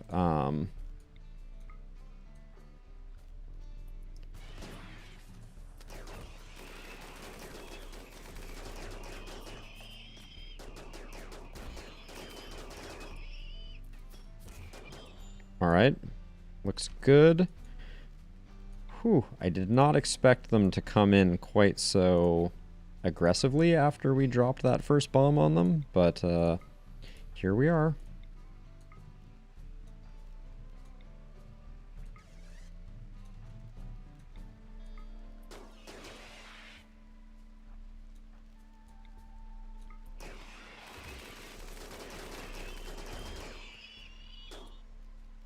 Okay, we need another Berserk Pulse to slow this down.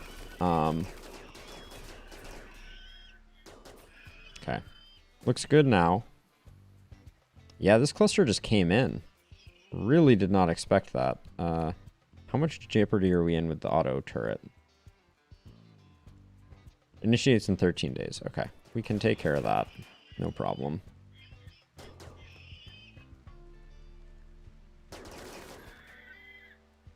Okay, we need to get Omboss out here and Beavor out here so that we can start handling the centipedes.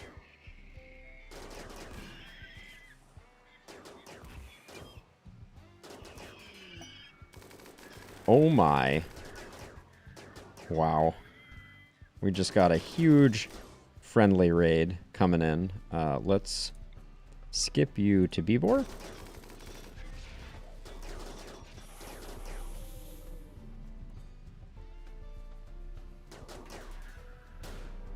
I don't know what the friendlies are doing, but alright, we're gonna end up murdering a lot of them. They got very in the line of fire. Shh. I don't know what to say. Oh my gosh, we're not attacking members. We're just shooting at the bad guys. Oh my gosh.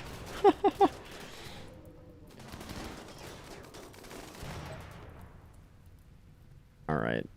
Sorry, friends. Can we save any of them?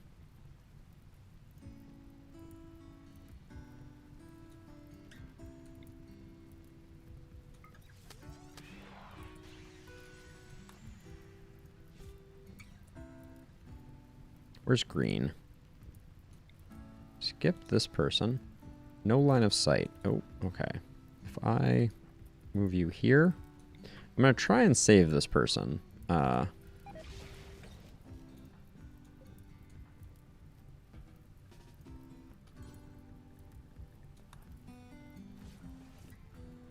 Anybody else alive? Alright, I think that's everybody. We'll get back some for saving everybody. What just exploded? Alright, I'm not gonna... Oh, wait, is the mortar firing now? Oh, they're going... Oh, I see. They're going after that now. Okay, got it. Morrison? Rescue Nyan.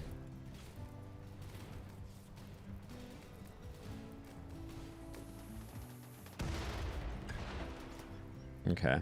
Well, we may have to do some work to repair that, but I think Valentin, Edie, and Flynn can get back to trying to blow up that mortar before I forget about it and we get blown up.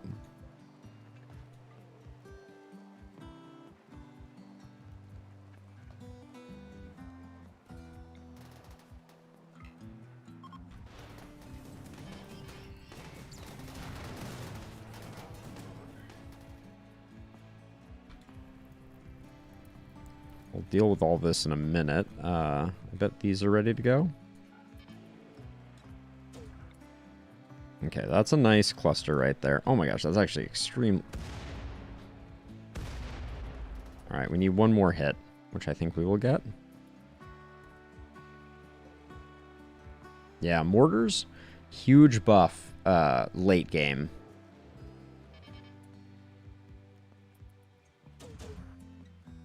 Like, look at this clustering. Like, you never see 3 mortars this dead on. Oh, okay. Nice. All right.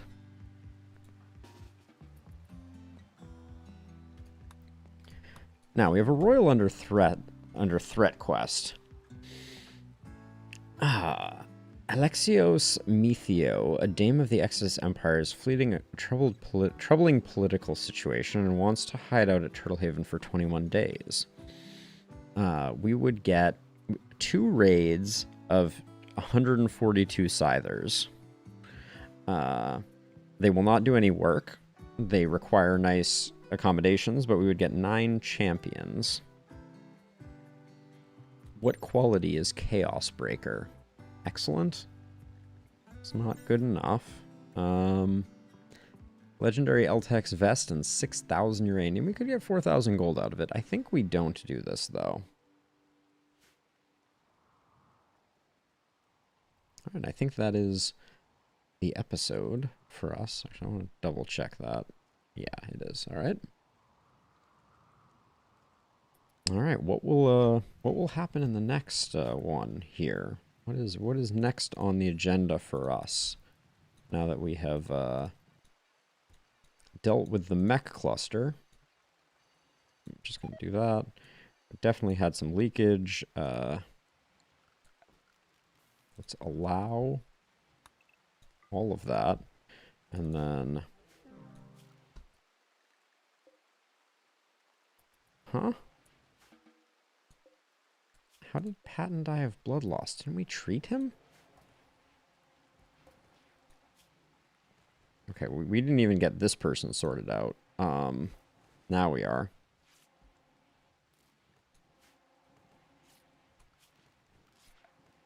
Okay, let's get a bear to take this away. Thought we were going to get 2 saved. That's a little unfortunate.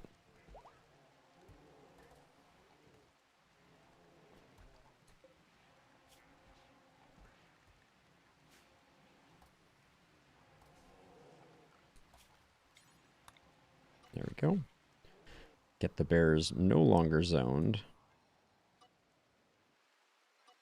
in there. We've got this wall fully repaired again.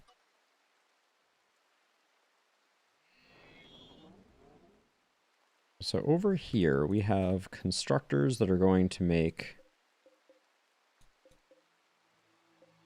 Scyther, Centipede, Scyther, Pikeman, Scyther. Okay. It'll be interesting to see if they come in or not. I really wish that the Compact hadn't thrown a terrible bunch of people at us that then went and set up camp in the worst possible place just to get killed, but...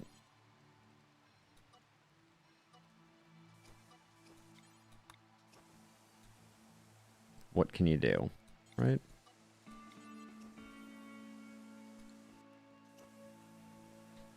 We will, we'll ply them with fungus. Yeah, alright. Oh, we need to rebuild some transport pods. We'll just load this one with all the fungus we currently have in store.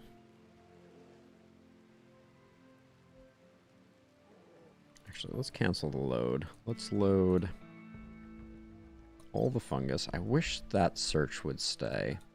But I'm also going to do a bit of insect jelly just to sweeten the deal. Because we have some. And I think adding that to the pot will get us right back to where we want to be.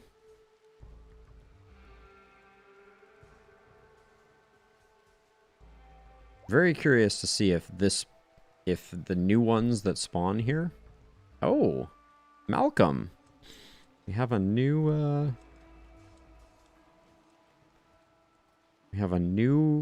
bonded polar bear. Malcolm.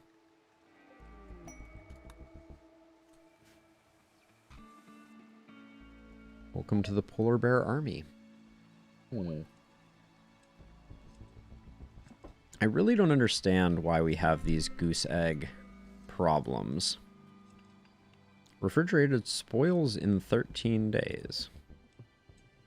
These ones are fine. I don't know. It's a little weird, but...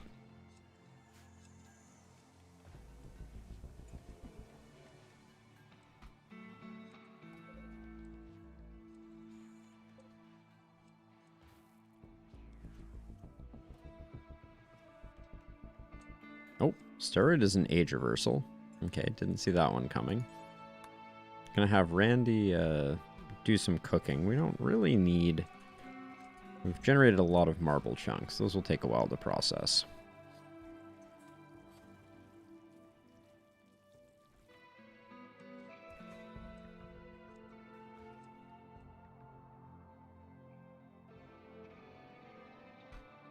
This does protect another one of our flanks. And there's a lot of turrets, and these low shields do a lot of work. Although I think we blew one of them up.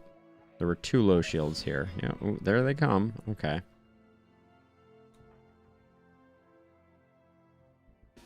Battle stations, everyone.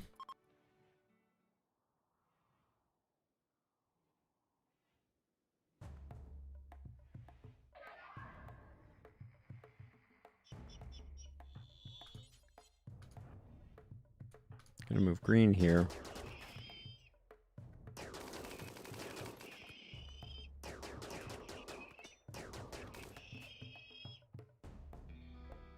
The centipede I can actually... I'm going to have Amboss come over here, and the centipede I can head off at the pass. And then everyone else can scamper off. I was worried that was going to happen.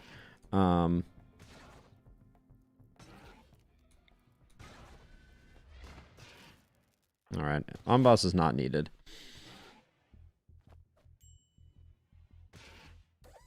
Sometimes you have to wonder, how does a centipede dodge? You have this massive robot. It's got multiple body rings. The thing is gigantic. How much does it weigh? They live 2,500 years. Their body size is 1.8. I guess they don't have a weight, do they? It's a shame. But they are clearly a giant robot. It should be very difficult to miss them.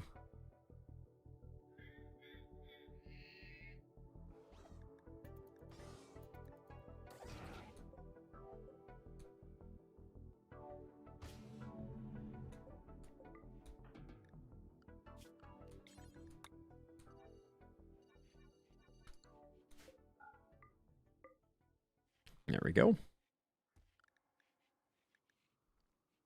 Full speed, please.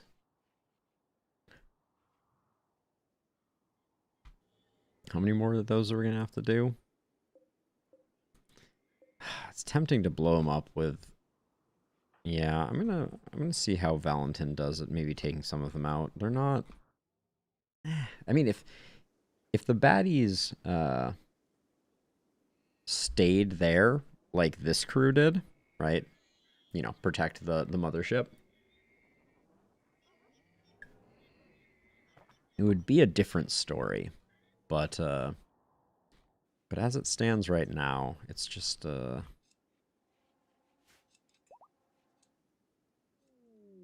going to be an interruption constantly. All right, Nyan can walk again. Still has about 12% blood. Ooh, we have space for 2 more power cells there. That's interesting. And this is connected, right? I didn't foolishly not connect this? Yeah, it is. Okay, good.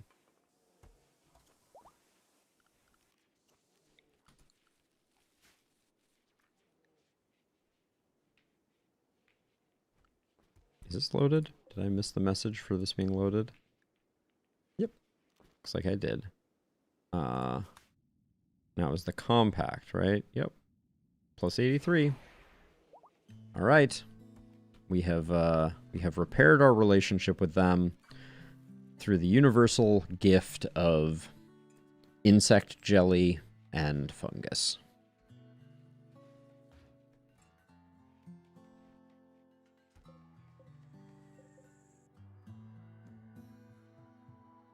Not very much sleeping. So the planet is very large, and I'm playing on a 50% world. So normally, you will have a fully covered world, but half of our world is just ocean. And yeah, the entire planet is explorable. As an example, if you see this this flag here, there is a spaceship here, and if we wanted to, we could make the pilgrimage here and leave the planet by getting on that spaceship. That is one of the end games. But yeah, there is not a lot of incentive to explore. At some point, I would like to do. Whoops, that was a weird zoom. At some point, I would like to do a like a nomadic playthrough. I've never done one before. But yeah, we've stayed pretty much in this general area, with the exception of when we've had to do like relic quest things, and then we've traveled by shuttle. But yeah, unfortunately, the world is very samey, right, at the moment, and I think at some point they will address that. But for now, you don't benefit greatly from leaving your immediate sphere of influence, because the like, you know, here Funtedwell or Delta Hope, these colonies are. Ooh, please hold. We have to dole out some vigilante justice here really quickly. But they aren't significantly different. Yeah, a lot of it is that resources come to you, and a lot of it is that a colony in one location is not that different than a colony in another location.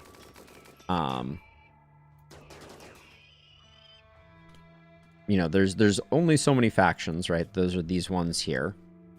And if you've seen one tribe or one covenant or the empire, they're all pretty much the same. Yeah, I think it's something that they're planning to change over time. Tynan has alluded to that, and I think caravanning in general was kind of a late to the party addition. So I wouldn't be surprised if at some point, like, world exploration had its day in the sun, as it were. But for now,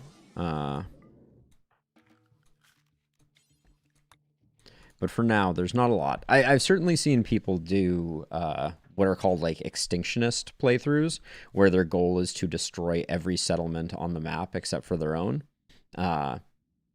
It's incredibly difficult. I shouldn't say difficult.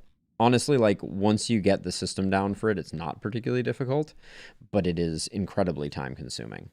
The other challenge is that any one of these colonies, if you go to it and destroy it, like we destroyed a pirate outpost up here, they don't put up a lot of a fight at the moment. That's another thing that I think could be a huge benefit to the game is more interesting colony interaction mechanics. Uh,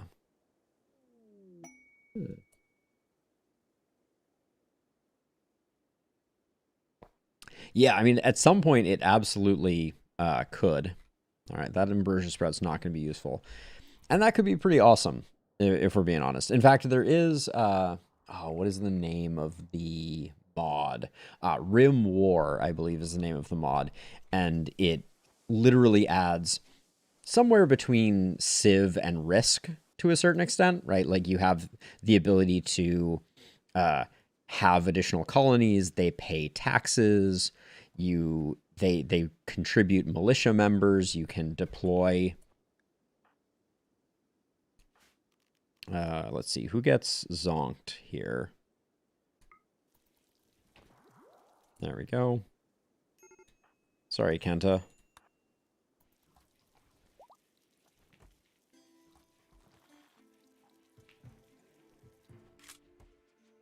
Yeah, oh yeah, I think that would be really, really cool. I agree. I think that there's something about having like the micro and the macro at play. Like, because you know, RimWorld is very much a micro heavy game, right? It is designed around around micromanagement of the colony and trying to get all of that tuned in. And if you could have a world where every one of these, or, you know, that would be a little excessive, but, you know, you could essentially every playthrough could exist within the same world would be really cool. The other piece of it that I think would be amazing. Oh, that's a cool idea. So you have like an asymmetrical multiplayer game. I think that could be really awesome. The other thing that I think exists in some form, but like a bit of citation needed here, is it would be amazing to have every one of these colonies on the world be someone playing RimWorld, right? Like to exist on a server where you could go visit someone else's colony, attack someone else's colony, could be really, really, really cool. And I think there is some level of that, like there is a RimWorld multiplayer mod, but I haven't looked too close to it. Oh my gosh, Narc is 84 years old, frail, asthma, and an artery blockage. Yeah, I think that would be the hard thing, right? Is you could very quickly imagine it getting out of control, but I do think that if you okay, I'm gonna upgrade Kenta's weapon as a gesture of goodwill. But yeah, I think it would be super, super interesting. Like you could have if you could have a server, you pick who's on it, you have kind of like rules of engagement. Oh, Dale, I read Daily died of the cold, and I thought that was a person. And I was like, wait, what? What happened? But yeah, I think that could just be really awesome. Like, you know, like you and your friends all play together and like different people focus on different parts of the economy, right? So like you have someone that is like very focused on crafting equipment and then someone else who's like generating raw resources. And then, you know, you send regular trades to them. There's also, I'm relatively sure there's also a mod that allows you to build roads and then set up trade routes along those roads. So you can essentially have like, we'll call it automatic caravans.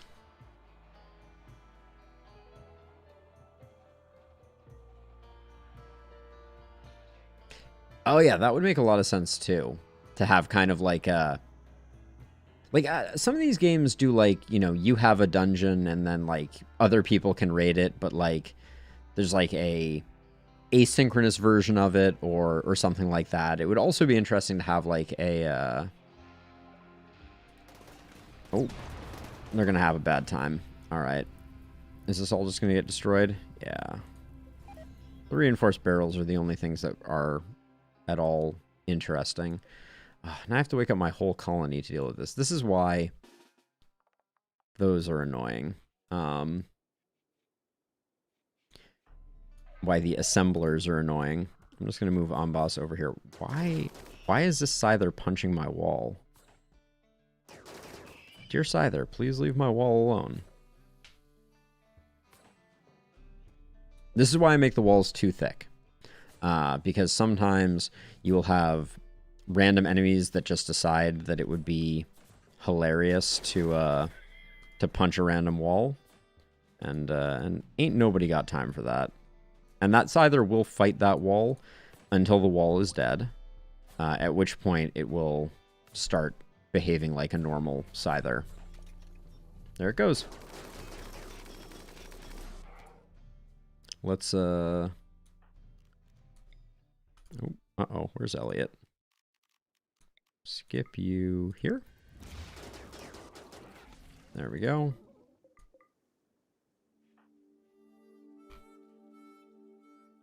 Can let these two go.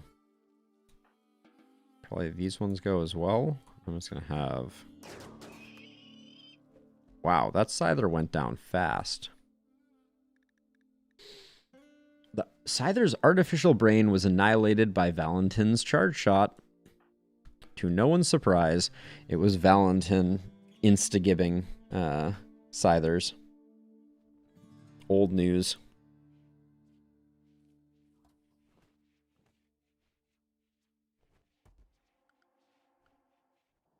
But yeah, I think RimWorld is just one of those games that has unlimited potential.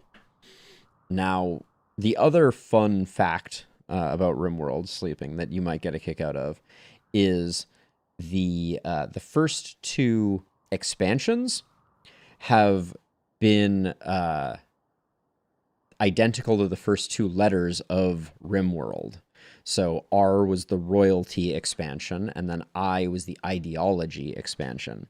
So there is a belief in the community that RimWorld might fully spell out all of the expansions that will happen. And there's a lot of speculation that the M of RimWorld, which would be the next expansion, might be multiplayer. So that's interesting, to say the least. Oh, Psychoid Plant Blight. All right, that's everything in that area, so let's get that sorted out.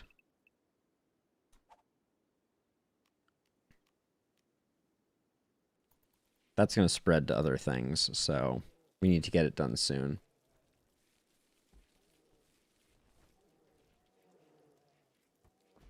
Hello, can we... I hate that this is not... It is not easy to get someone to come and cut the plants. Because, yeah, Valentin will do one, but now do I really have to... I guess I can just create an urgent zone and... We'll use urgent 2, and we will just put Valentin in urgent 2, and Morrison in urgent 2. And then Valentin should deal with the blight before it infects anything else.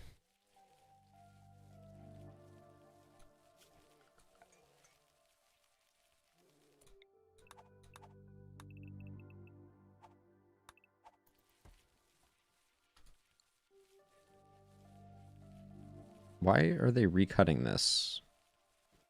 Hello? I don't know why I was able to activate cut on all these empty squares. Normally... Uh-oh. I think Urgent 2 is lacking... Yep. Lacking that. There we go. Valentin goes back to cook. Morrison goes back to work. Urgent 2 goes back to not including this area. And they can replant this. It's all fine. Okay. Age reversal demanded. Beevor. Why are you not just in your age reversal pod if you want it so badly? It is auto for age reversal. I don't understand why you are demanding it. Overdue by 1.1 days. But why? Is it not filled? No, it's filled.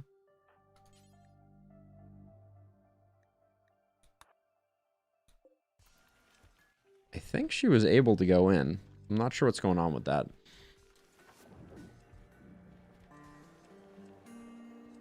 Why do we have another age reversal here? Oh, it's gone.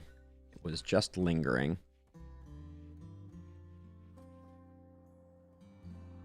But yeah, I'm trying to think of some of the ideas.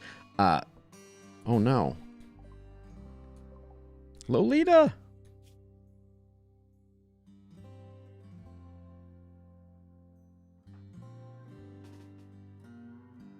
We're going to dispatch Edie immediately to put a pain block on Lolita to try and prevent the heart attack. I think that's how that works. Which one is Lolita? Right here? Okay.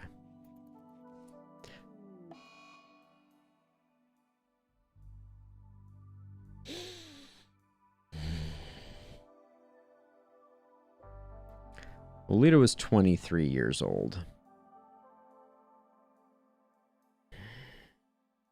Lolita was the original polar bear for our colony. Her significant other, Lolita's significant other, was Nanook. Nanook and Lolita have both now passed on. This is a very sad moment. I can't express.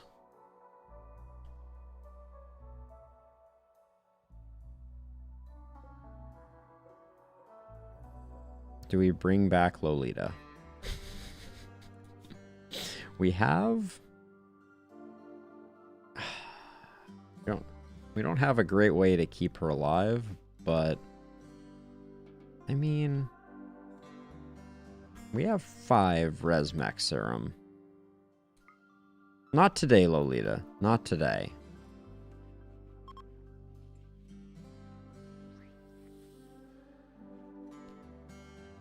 I can't let Lolita go today.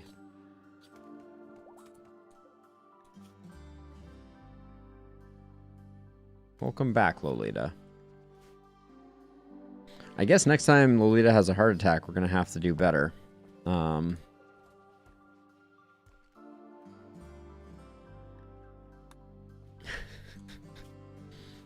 did that mess with Oh, Lolita's all the way at the bottom of the list now?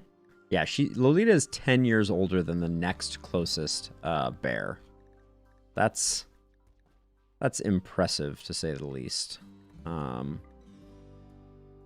I don't want to train these. And Lolita's bonded to white. Yeah. Lolita needs to hang around. Oh, that one hit hard. Happened so quickly. Gotta wake everybody up again for these freaking mechs.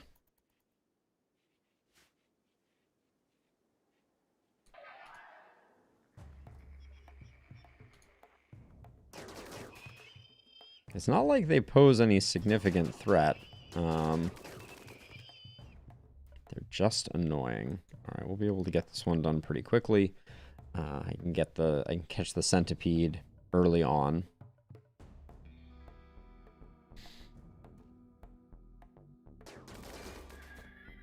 All right, everybody go back to sleep.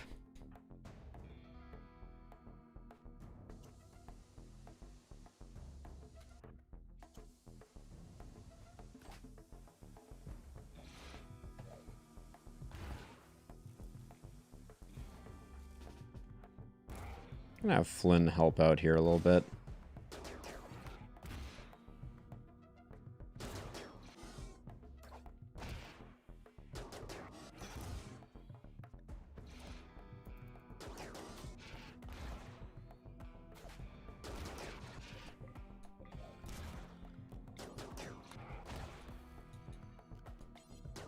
I think this is the last round of mechs that we're going to have to deal with at least.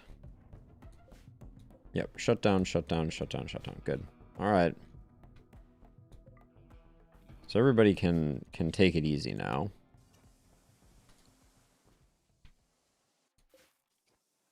Oh, Lolita, Lolita, Lolita.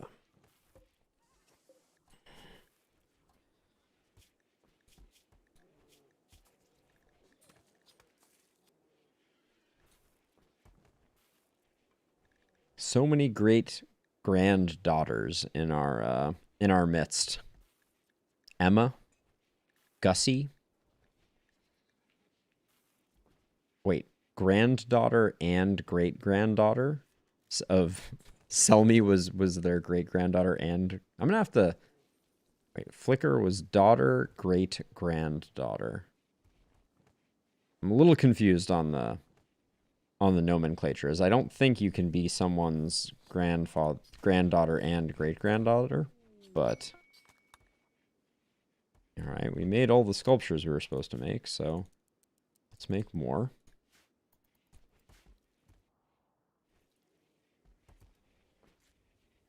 So I kind of want, I have an experiment I want to do.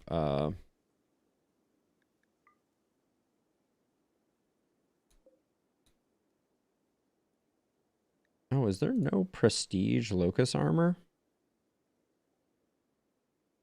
Locust armor? Hmm. Oh, it looks like there isn't. It's actually very interesting. So I want to make a locust armor. Because I think it makes our melees more... Well, how good is it?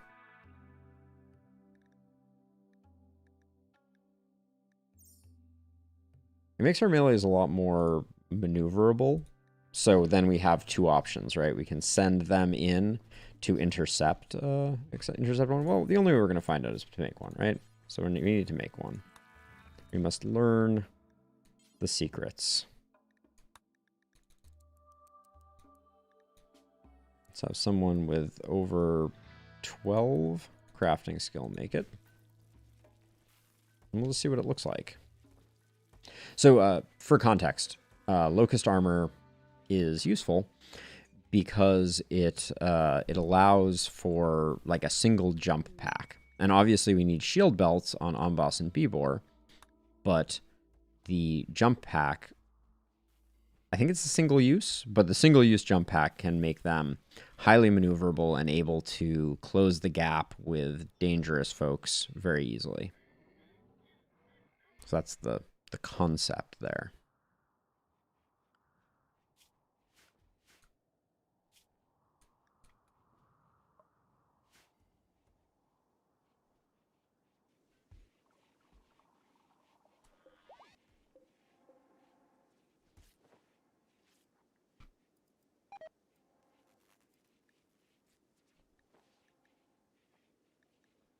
All right, all of our relations look exactly the way you would expect them to.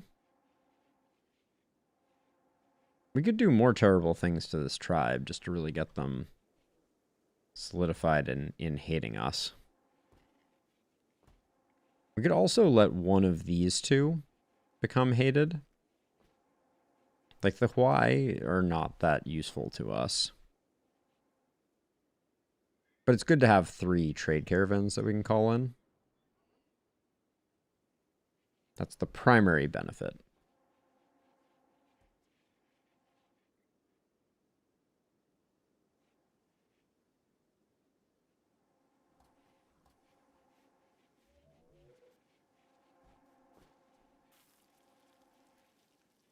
But yeah, it would be interesting to see what this... Flynn still has to do this... What's Flynn currently? Shoot Frenzy? Okay. Flynn still has to make this Phoenix armor, too, that I was interested in creating. The Phoenix armor is interesting because it provides a huge amount of fire resistance and heat stroke resistance. Hey, Stakes, happy actual Friday. How's it going? Sorry I missed you for a couple minutes there. I've been waxing philosophic off in my own mind here. Back on the rim today, feeling good, enjoying the palatial basement that I am trapped within, manifesting my true self.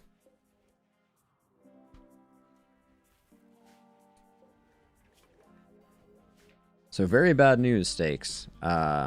Lolita passed away. The original polar bear that we bought 23 years ago had a heart attack, perished, and then I resurrected her because I could not bear to lose our first polar bear. We lost our second polar bear, which was Nanook. Yeah, Fletch, heart attack. Right here. Lolita collapsed due to a heart attack. I rushed to get to her to try to handle the deal with the pain. Lolita perished, so I decided to use a res serum to bring Lolita back because I'm not quite ready to let her go.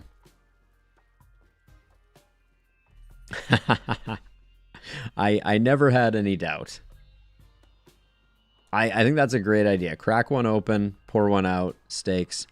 That is the only way to handle the passing of a member of our colony for 15 years. Incredible. I really wish that it counted number of polar bears birthed. She's hauled 1,263 items. She has eaten 518 nutrition. She has spent 23 days of her life actively hauling. She has 2 cataracts, is currently pregnant, which apparently is not... pregnancies are not ended when res serum is used. And let's see. Any other interesting stats on Lolita? Not really, but absolutely the mascot of the colony. And if we were, maybe when we lose Lolita for good, that's when we just have to get off the planet. At that point, it's time to leave.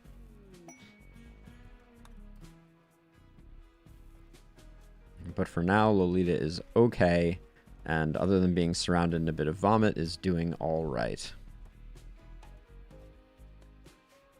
Now, there is one other thing, and I almost hesitate to even mention it because it would be so incredibly tragic. But Lolita could fall victim in 10 days to res sickness,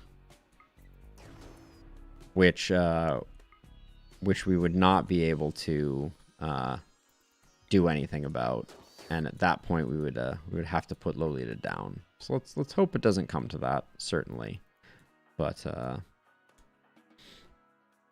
that is the danger of resurrections, and I don't think I'm gonna spend a healer mech serum.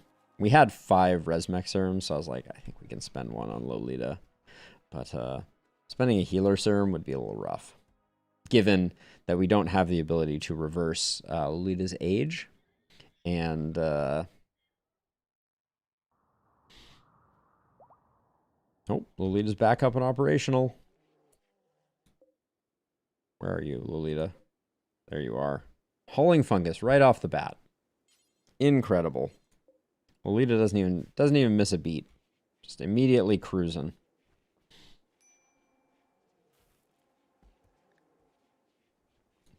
The Royal under threat, as a side note, Fletch, if you're still hanging around, 2 raids of 142 Scythers is being offered for basically nothing. Okay, this is unexpected and horrible.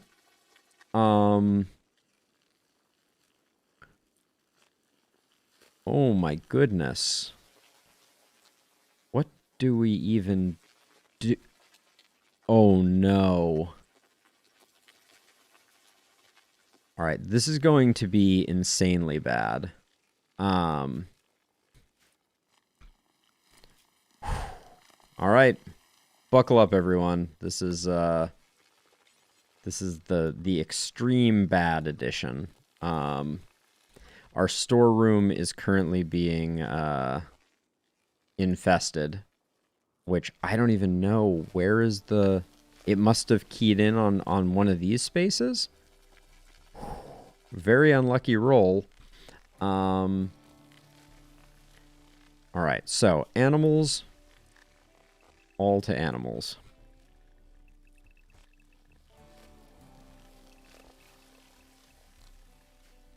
Now, what's the best choke point for trying to deal with this? There's like no good choke point. This is going to be really bad.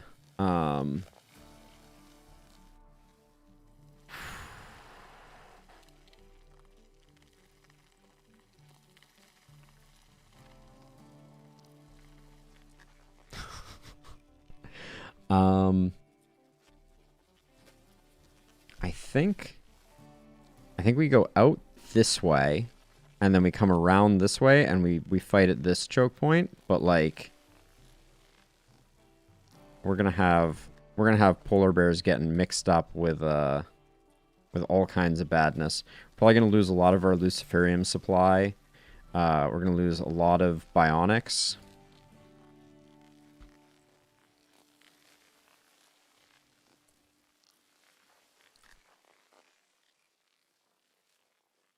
Oh, and we have Bebor currently out of commission. Holy cow.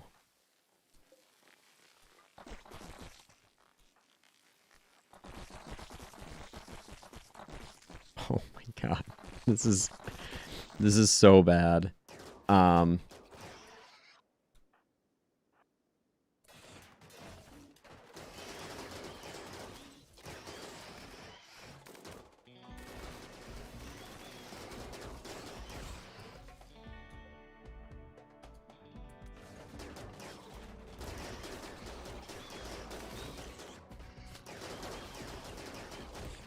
Holy. Okay, we need everything we can get support wise. How do I? Oh geez. Okay,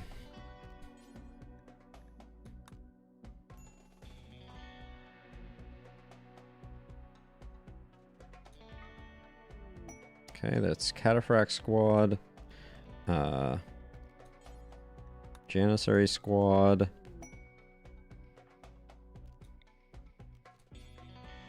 Janissary Squad.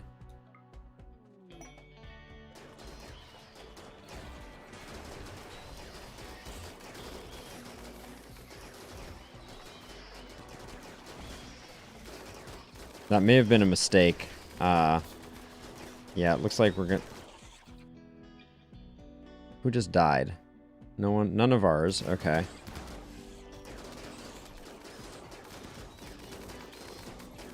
Okay,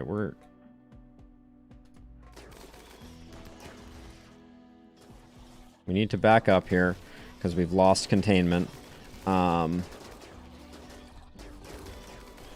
cow.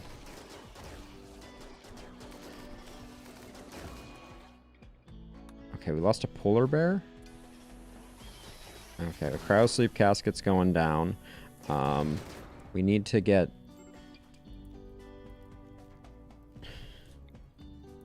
Need to get Amboss out a bit.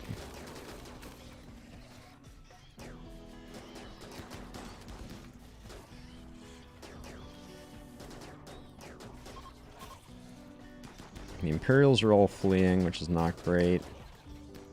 Or not all, I guess, but enough are.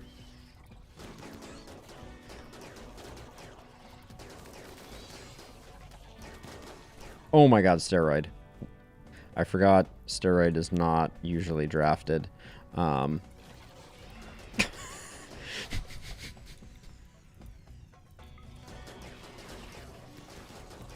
that fire is going to make an absolute mess of things, too.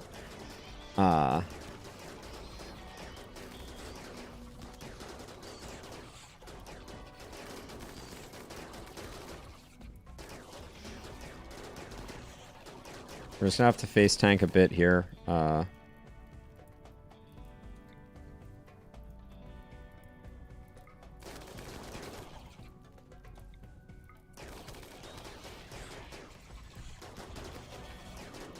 hear so many explosions.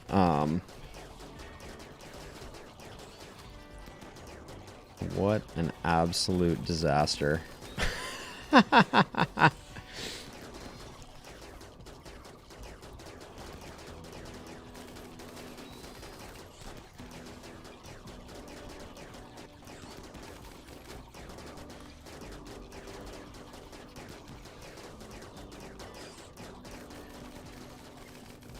Well, that fire is going to take care of some stuff, that's for sure.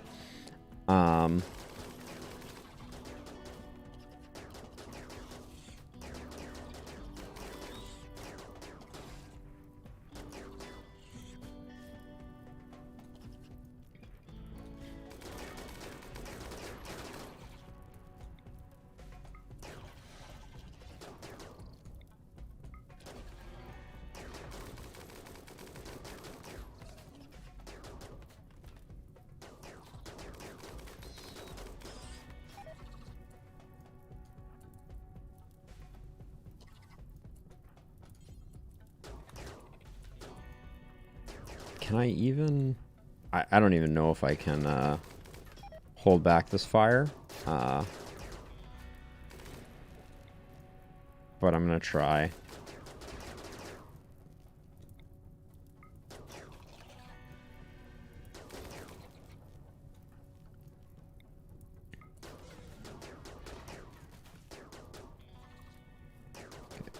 These ones are crazy. That's gonna be a loss, no matter what. Oh wow.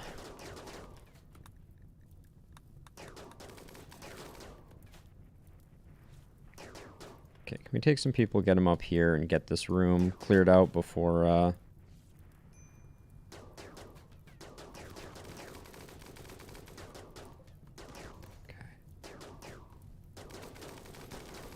Okay, Mule, you're the wrong person to have put in there.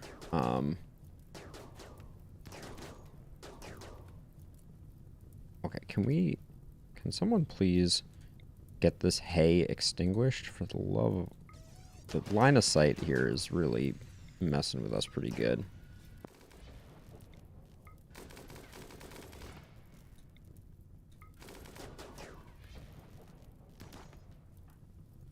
We're just gonna have to let this part burn. That's okay.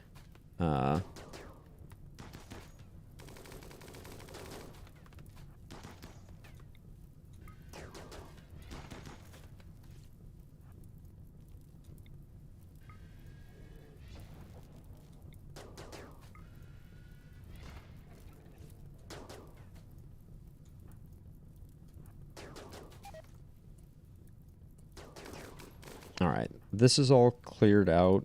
We need to do this room.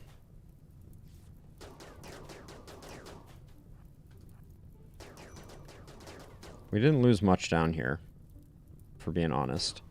But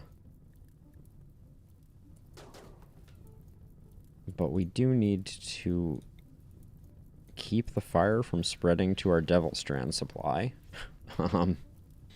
Please, and thank you. Okay, Edie. Come down here, and let's just get this knocked out. We're just going to let this burn. Nope.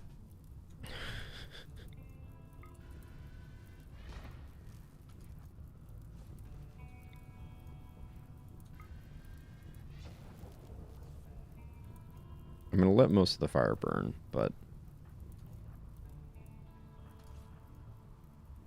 Any other... anything? Nope. Looks like... Looks like we survived.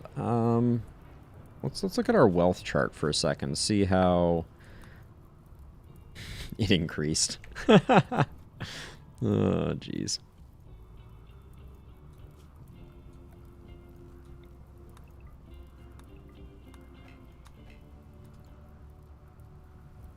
I need this to burn because as soon as I let people go, they're gonna, Death of Malcolm? What the? Oh no, we had the animal zone up here? No! Why is the animal zone up here? Oh my god. Alright, well. What can you do? I don't want people firefighting. I want them to go take care of their wounds, but I don't want... Alright, maybe I can just use Edie to knock out all the fire all at once. I'll get Flynn down here too.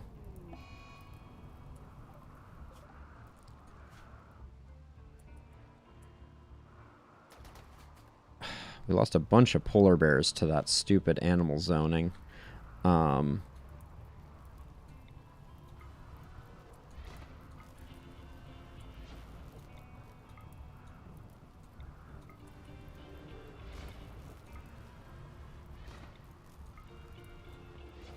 Okay.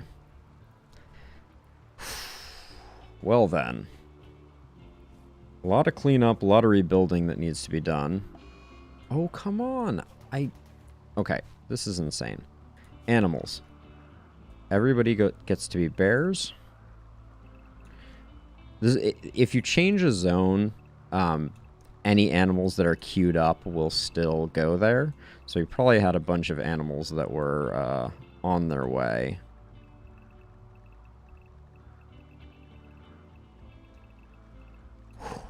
Alright. No bears should go anywhere now.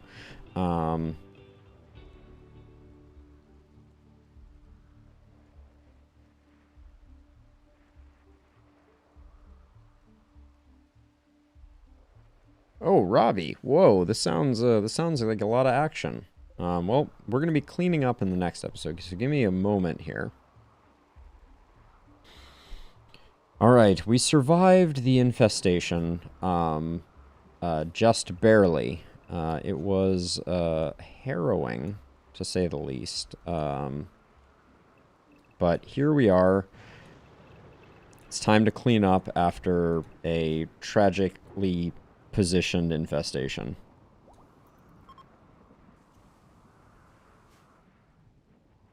Now, I think these ones leaving, actually, did they break that power?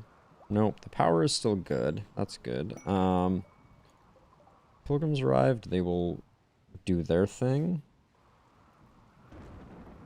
And this is going to need to be, for the time being, we're just going to accept that we need the bears in here to help clean up. So we'll do that. And the bears should do their thing.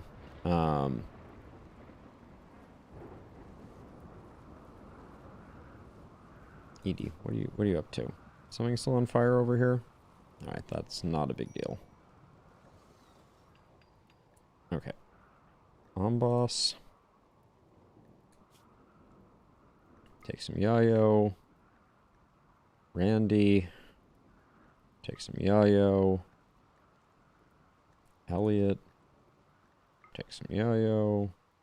Kenta. Take some Yayo.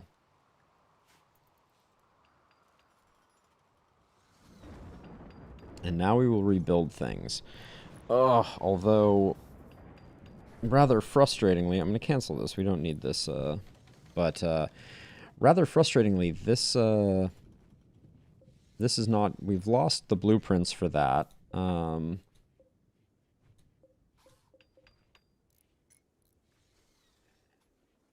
I missed an Excess Empire Imperial Trader too. Search for the artifact. All right, we're on the path to the next one.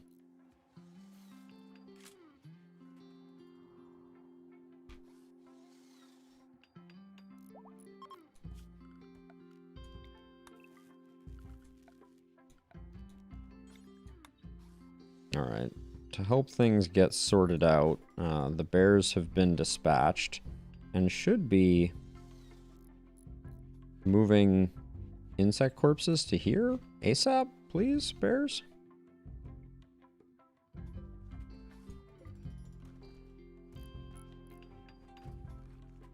We will clean this up, but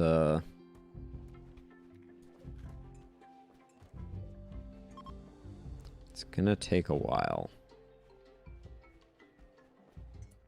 And I will slowly pare back the bear zones as we recover. Okay, this can all go away. This is no longer needed for the bear zones. Okay, they don't seem to be moving anything out of this space either.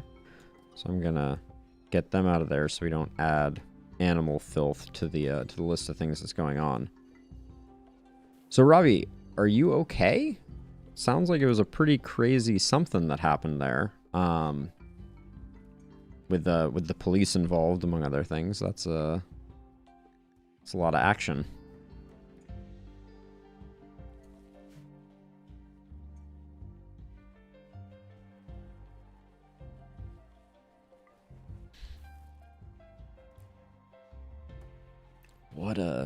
What a disaster we just had.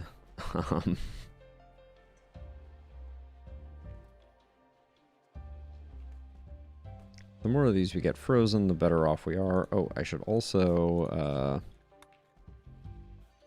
green light the bears to move royal jelly, which, now that I look at it, is a reason to re-green light their presence here, just for a moment.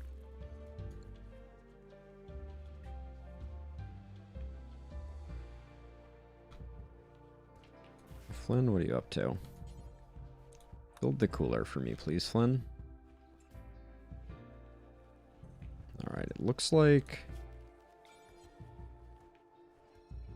we can probably get rid of this.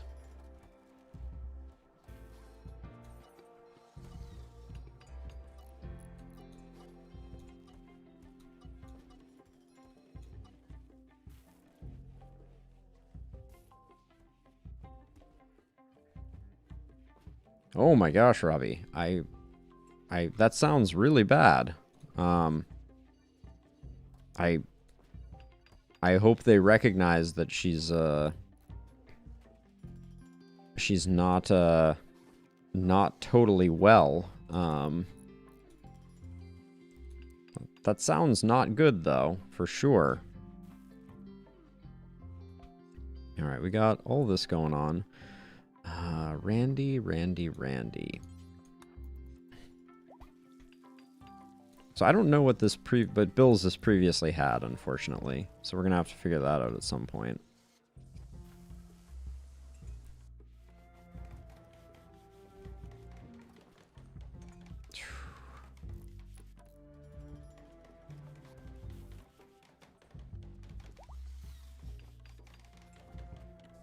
This room is shockingly dark. Oh, you're moving next year? That's good news.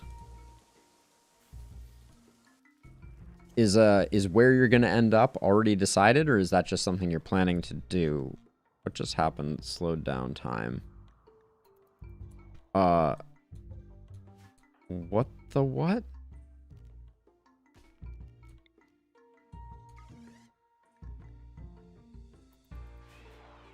No, this is no longer safe to be part of the work zone, unfortunately. We'll have to rebuild that later.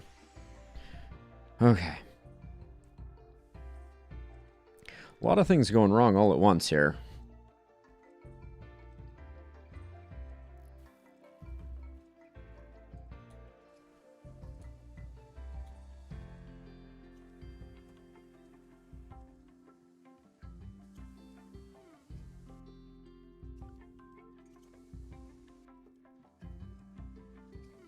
Oh, very cool.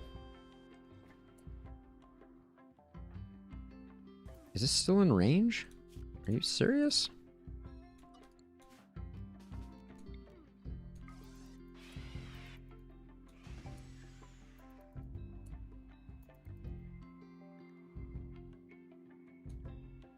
There's definitely some badness going on over here. All right. Oh my gosh. So much excitement on the RimWorld at the moment.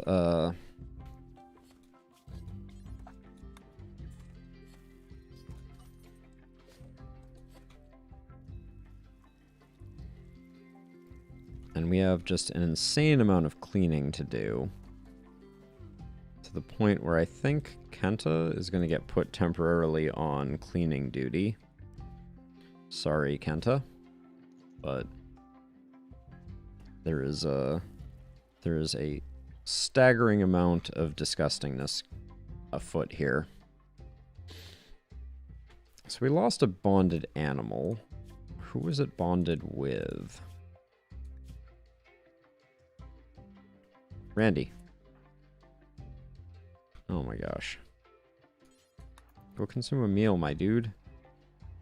I didn't want you to work to the point of breaking.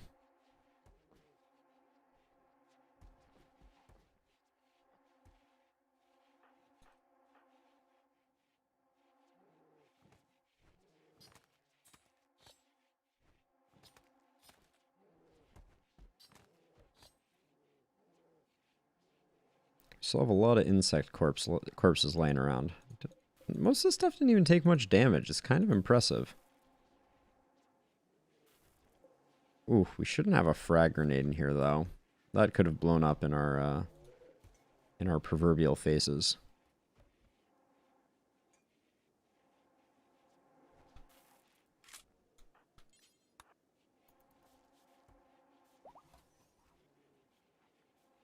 Okay, Kenta's getting his clean on.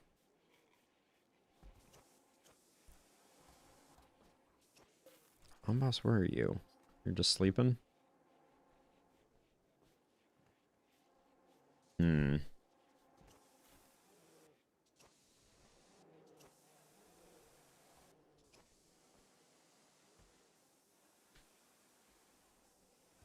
It's incredible. I don't know how many hours we have played. Hundreds of hours with this colony, and we have never had a infestation land quite so horrifically badly.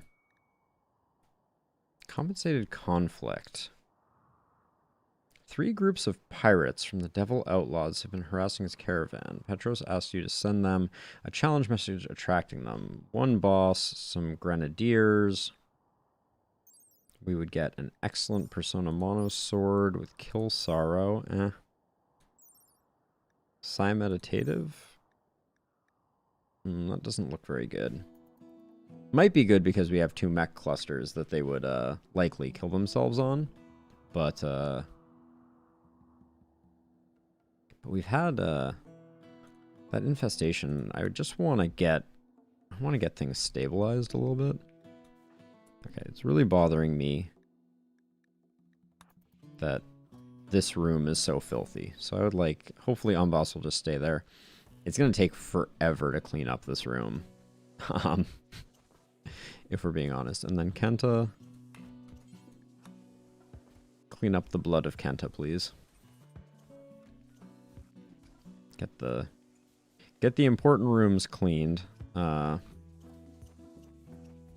And then we will slowly get the rest of this going. Now, also, we have hay, right? Yeah, we have a backlog of hay. So this should all get replaced, but I don't even know if we care to have it replaced, if we're being honest. It's a nice place to have extra dumping. So, I think that'll be good.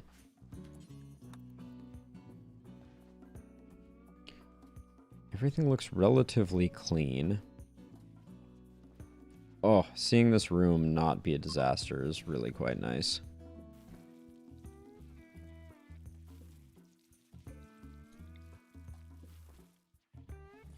Add another light there. Should probably add lights in this room as well.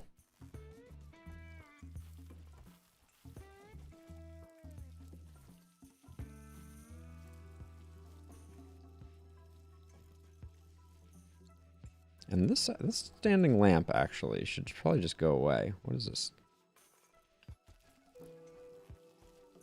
There we go.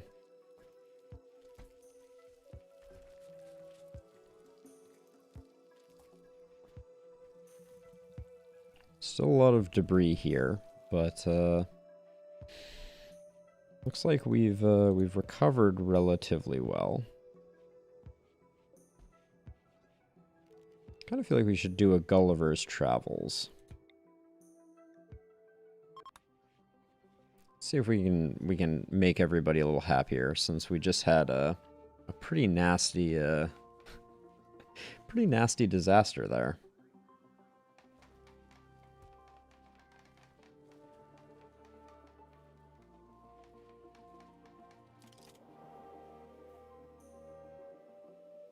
Reminder of Gulliver's travels into the cosmos. Beautiful.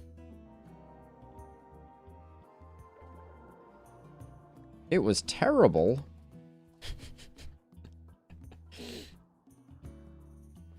Alright, well, whatever. Remembering Gulliver's Travels is never terrible. Don't, let's not imagine otherwise. Gulliver's Travels were majestic. Alright, let's flip this.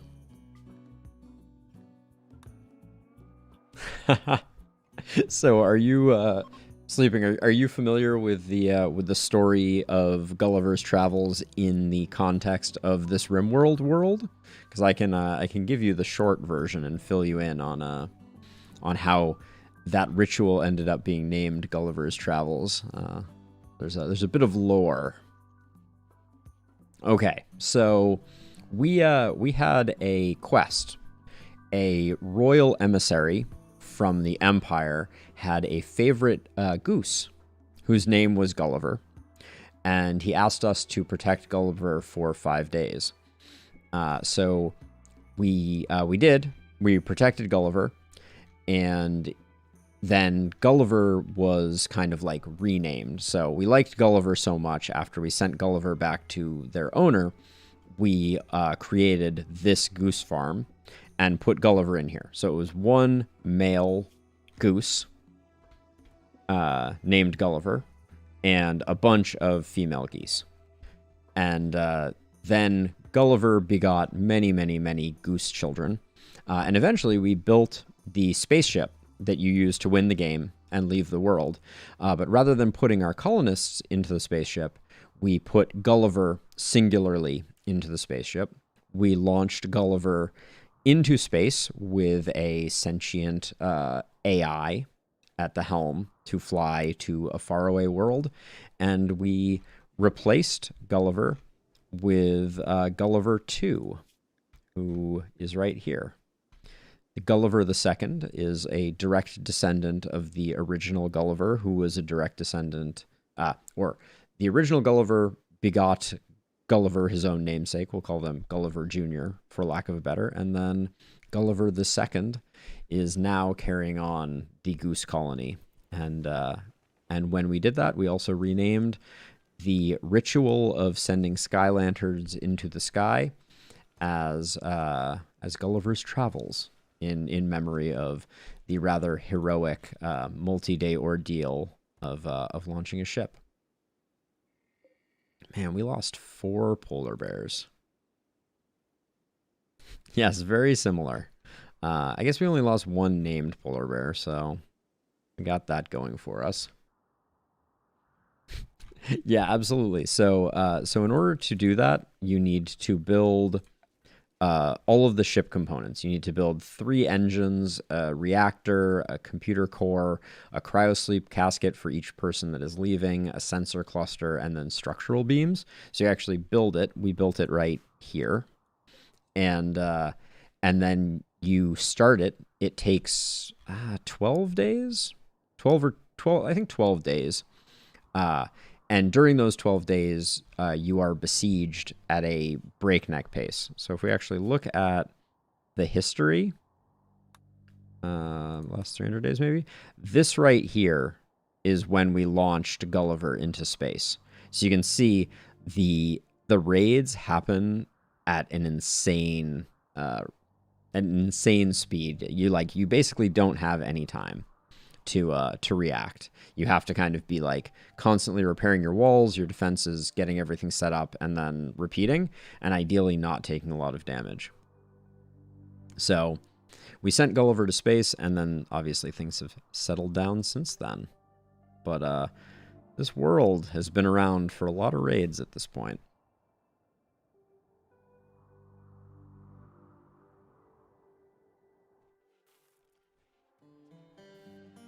The inspiration for sending Gulliver to space was another streamer who I watch play RimWorld from time to time, whose name is Adam vs. Everything. Really, really great streamer. Plays RimWorld among many other games. And he had a Thrumbo named Tesla that he sent to space, which was very Muskian of him. But I thought it was pretty clever. And so I decided to ship Gulliver off in much the same style.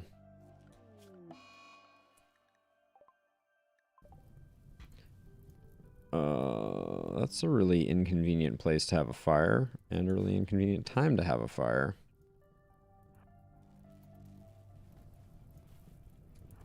Because the polar bears are not very good at not lighting themselves on fire.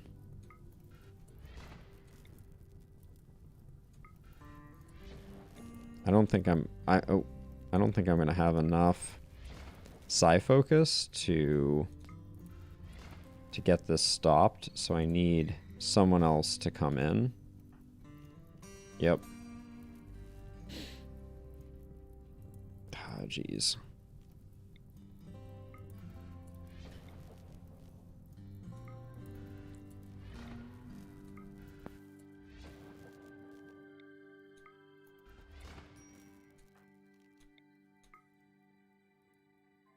All right, thank you, Sleeping. Have a wonderful rest of your night too. I will. I'll keep the space geese cruising, and yeah, I'll see you hopefully on your next stream. I can't wait to see the new branding, the new naming, the whole thing. I will keep an eye on Twitter. My life is a little crazy right now, but I wouldn't want to miss the big debut. So best of luck with all the changes. And yeah, I will continue doing weird things in RimWorld. That much you can count on. Have a good night.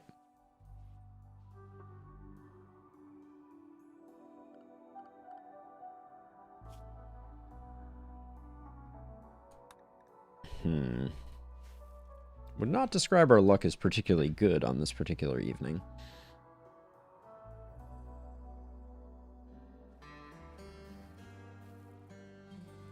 But I guess the infestation didn't hit us that hard. I'm super curious if our infestation has changed. I wanted floors here. I guess I have to redo the straw matting here if I want it.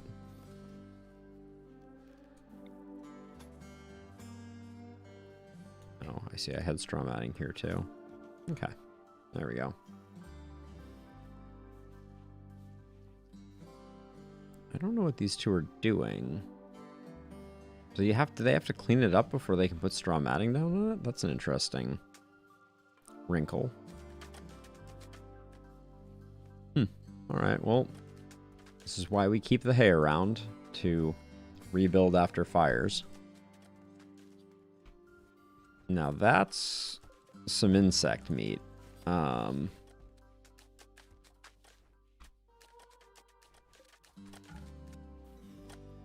So a few insect corpses left. Are they really not spoiled at this point? Oh, they're frozen. Okay, well, we're gonna have a lot of insect meat then.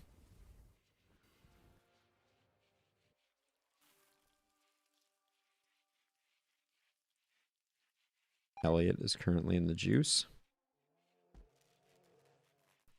How you doing, Lolita? Still hanging in. That's what we like to see.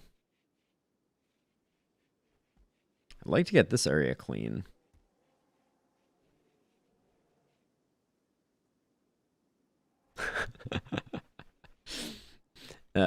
Is that not the topping that you selected for your pizza steaks?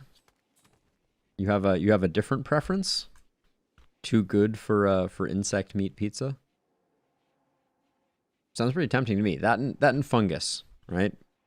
I have a lot of raw fungus and a lot of insect meat. So I'm thinking about opening a pizzeria.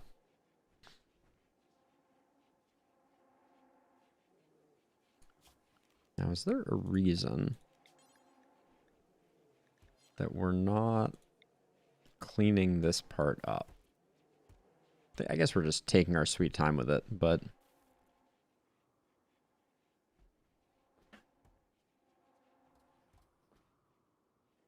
yeah, this is you need to find a new pizza place, Steaks, by the way. But this is the most insect meat I think I've ever had.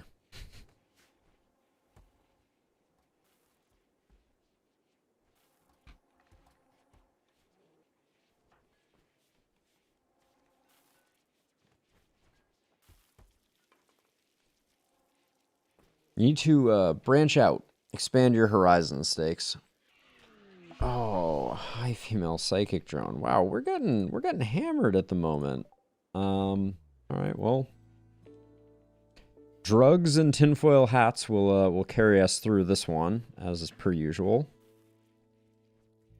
I am indeed. I am in Massachusetts, outside of Boston, Steaks. What was the giveaway?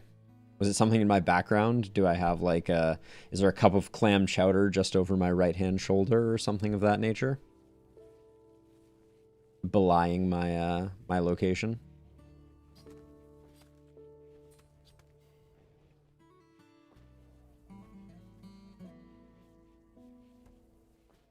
Oh yeah, I'm trying to remember what the word that gave me away was. Was it wicked? I do say wicked a lot. That's yep. I knew it. Let's see. Bebor is unhappy. Psychic drone's already at minus 30. Everyone else is mostly hanging in. Let's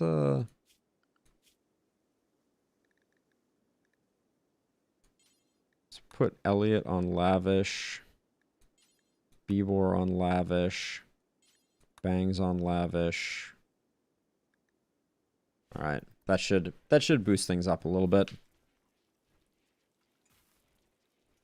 Did I just say wicked again? It's so second nature. I don't even think about it. Things just are often wicked. Let's find another good sculpture here. Ooh, here's one. Let's find out what the art is on this one. Indebted Gourd. This piece illustrates a solitary clown near an encampment. The work has a post-impressionistic feeling and an unbalanced structure. Of course. That's wicked awesome.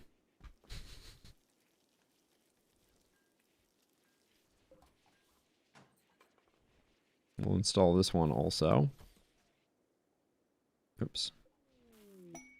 Ooh, friends needing help. Oh, hold on.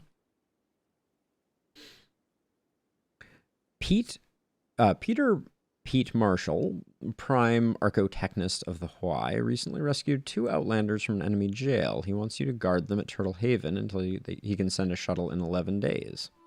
The outlanders are suffering from paralytic abasia and must be kept in bed.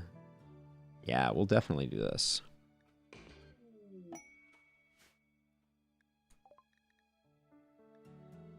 Transport pods with the following colonists have arrived. Hugh Forrester and Tony the surgeon.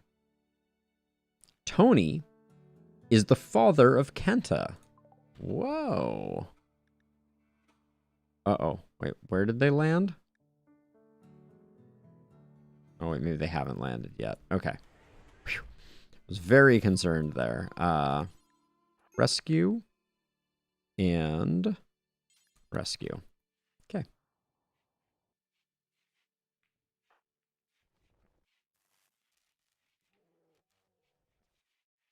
Randy, the path that you just took is an embarrassment.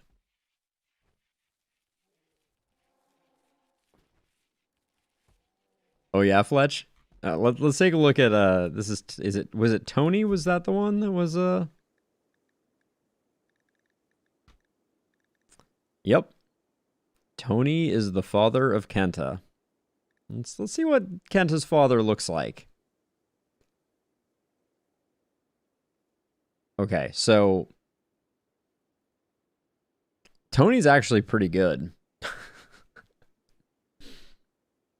A body modder who is iron-willed and a jogger is actually pretty solid. Um,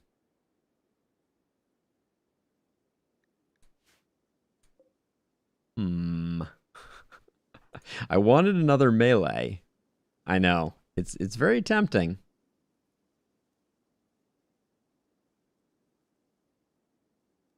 We need a bedroom.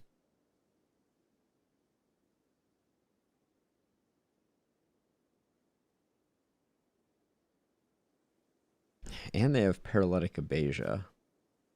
Okay, so we have to fail the quest, which the quest is not a big deal, although the neuroformer would have been nice.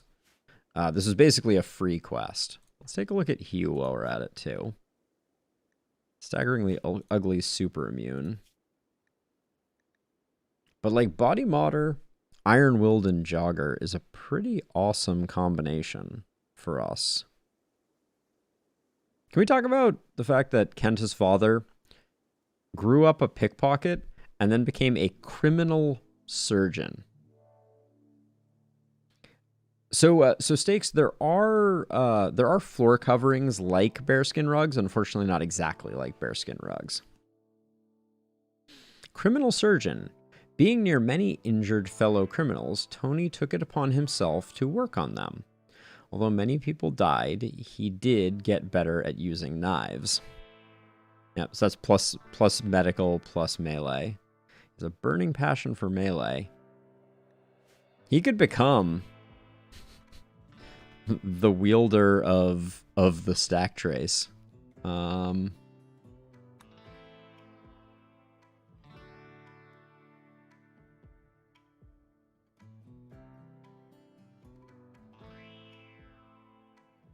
We're gonna postpone this decision for a minute, but it's very tempting.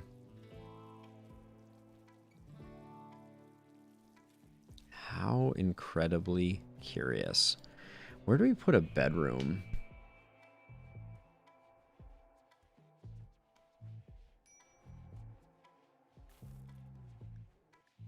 Bangs is tanking hard. Eat your meal. Actually, hold on. I don't think we even have time for that. Let's have you take some yayo. Have you take some ambrosia. Consume a lavish meal. Alright. Bangs should be good now. Oh, they're sleeping through their whole high. Unfortunate. Huh. So Tony.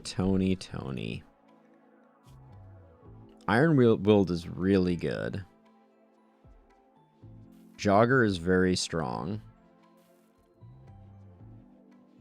And then Body Modder just fits so well with what we have going on, and we can mod Tony up to the 11s.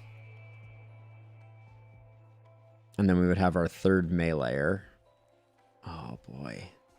So tempting. And it's Kenta's dad. Alright, we survived the psychic drone.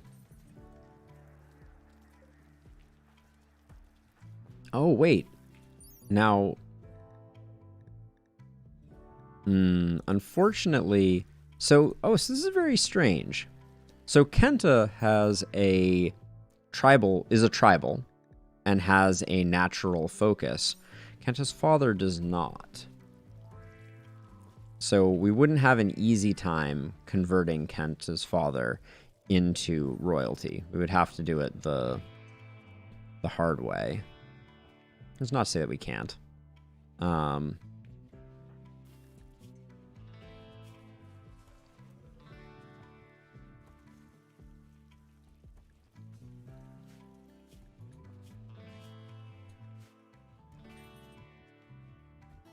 And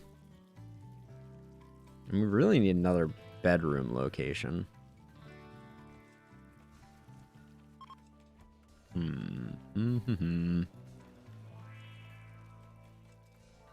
We could put a bedroom here. A bedroom would fit reasonably well here, right? It's the right size.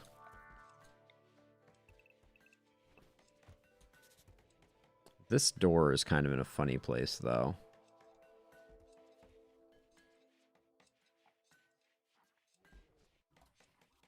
We have to make a hallway here and remove this corner piece. And then this would become obstructed, so getting stone blocks would be a little annoying. I don't think we do that. A bulk goods trader? We haven't had a trader in forever. Let me guess. Instantly dead? Yep, instantly dead.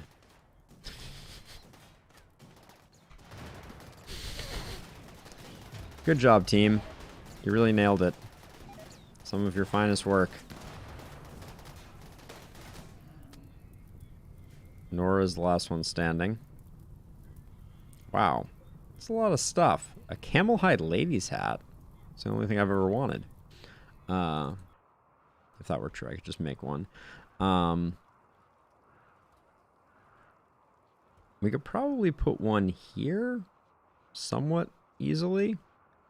What would like I could put one like that, but then this hallway would be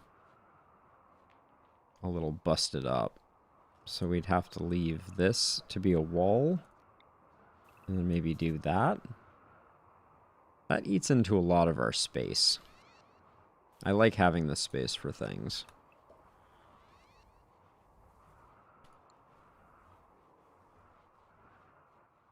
It's beginning to look a lot like Christmas. While we're at this, wait, where are you? Come over here. I need someone to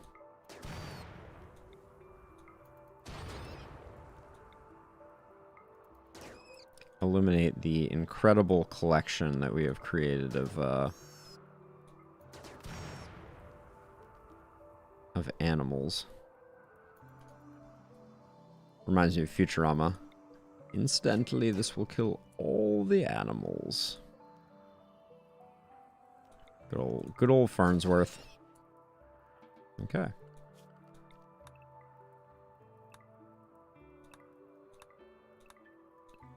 We'll have some squirrel meat in the stores come winter. Okay, back to a bedroom.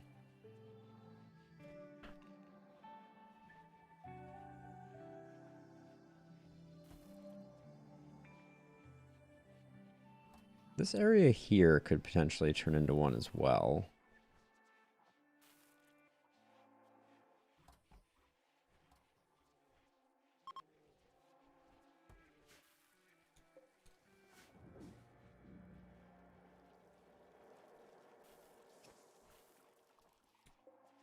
Feels like it should be here, but there's just no easy way to make that work.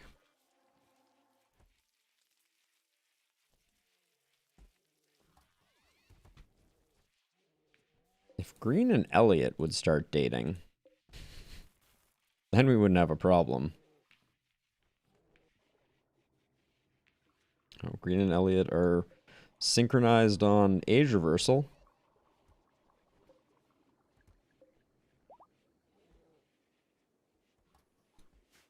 Lolita is pregnant again. That means we have new polar bears. All right, I'm going to train these up since we lost a few. We lost a few good bears to my own lack of attention paying.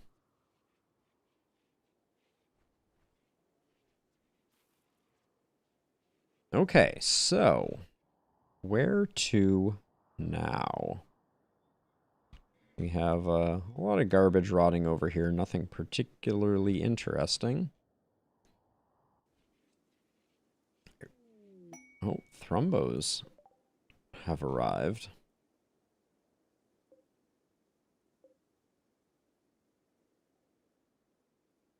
Do we have any inspired tames? Looks like we have like no inspirations at all. So they will probably all come to this, and then we can do some work. I should probably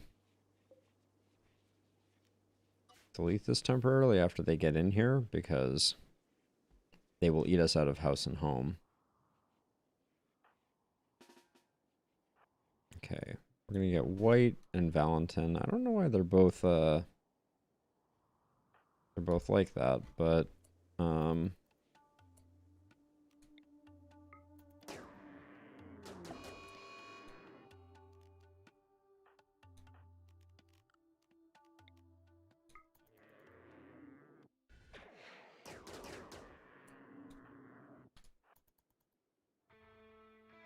White and Valentin are both quite quick, so this should be...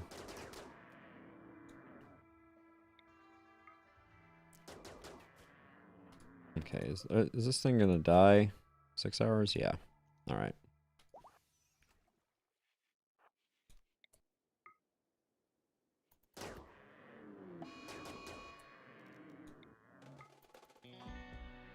Don't...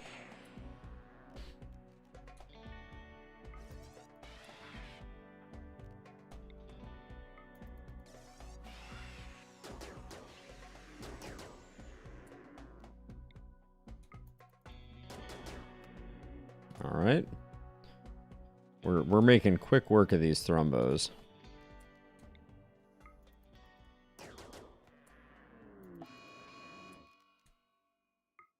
Can't tell if we have 2 that are currently aggro. Looks like no.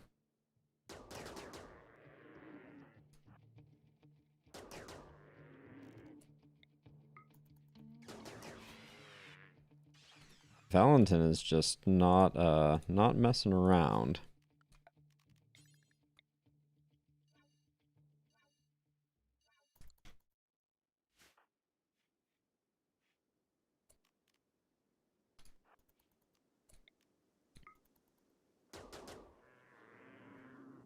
Wait, why are they running? Excuse me?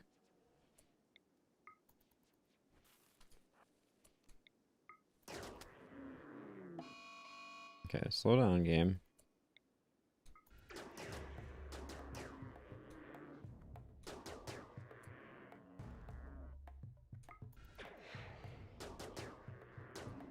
Hey, Sasha. How's it going? I'm currently taking down some big game. What's shaking on your side of the world?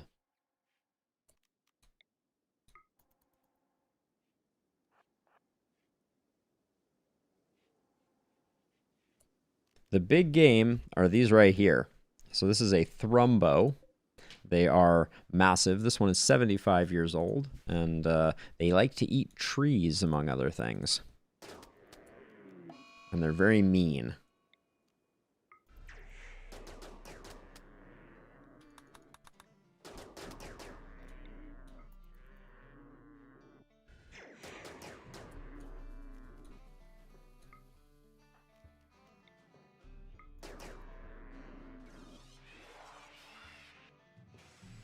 Yes.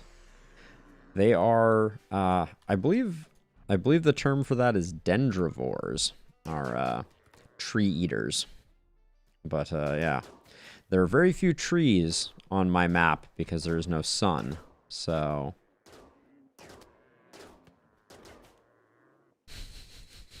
you know it. You know it. I do not try to hide such things. Where would we be without the nerds? Right? I'll try to justify it.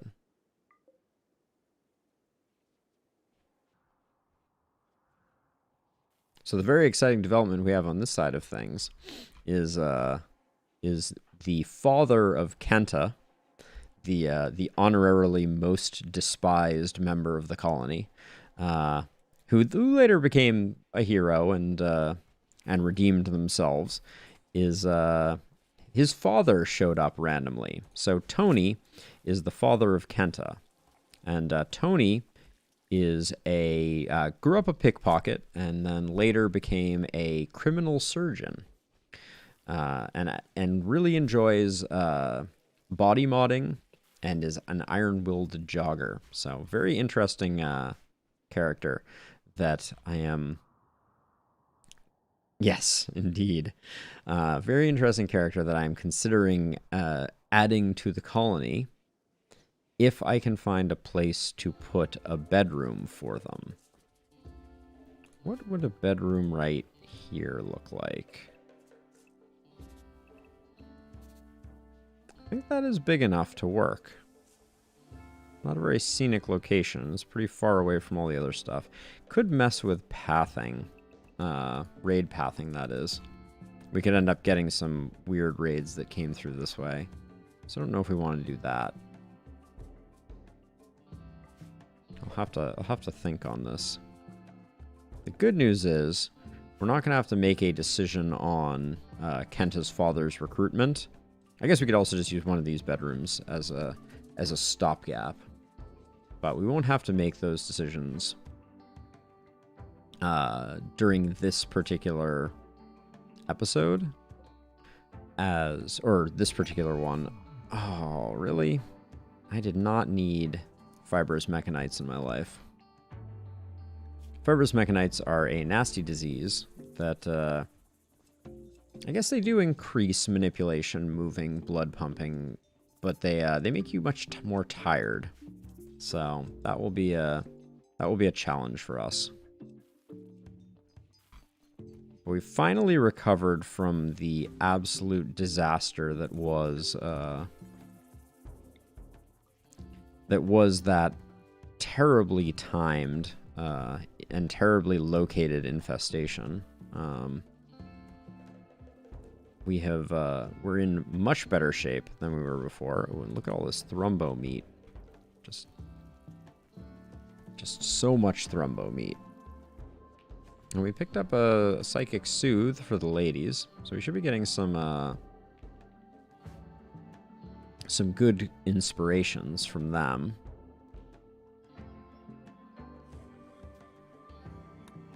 And we're due for something, since I guess the infestation is a bit in our rearview mirror now.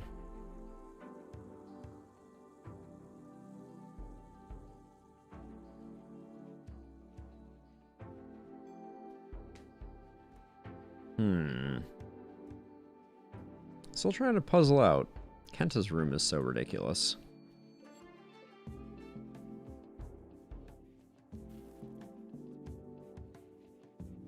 If any of our other colonists would pair off, that would work too. Like Edie and Green for a long time. Yeah, come on, Green and Edie. You two are lovers. Just pull the trigger already and get hitched. That would solve our problem. Green, though, one is in the biosculpt pod at the moment, getting age reversed, but second doesn't particularly like Edie because Green is a hard worker, and Edie is not a hard worker.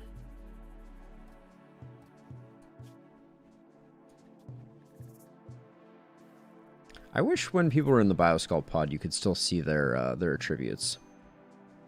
All right, have a lovely night, Sasha. Thank you for hanging out. It was good to see you.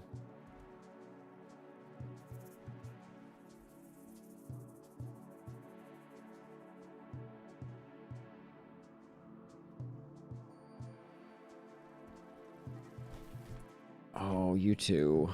Settle down.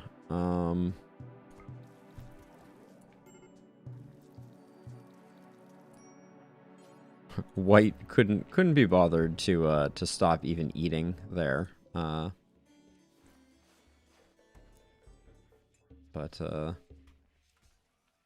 sorry to Randy as well, but we do what we have to do. And we are slowly, I think we're slowly approaching like max chem fuel, so we have to be a little careful of that. So I don't want it to overflow. When it overflows, it ends up in weird places. When it ends up in weird places, it ends up getting exploded. and nobody likes that.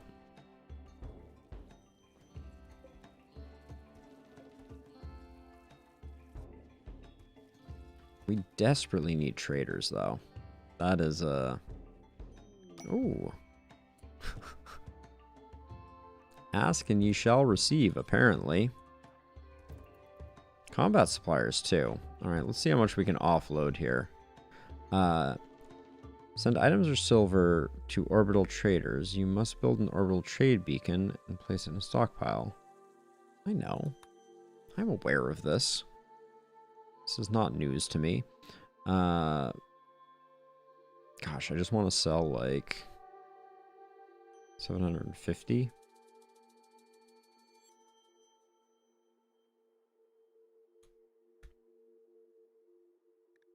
So we're at 11,000 gold. We'll probably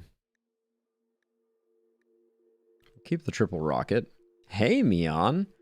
Ah, you've missed an exciting time on the Rim today. How are things going in Mion world? I think I'm going to end up selling a lot of stuff here and not having a way to actually spend the money that I'm making.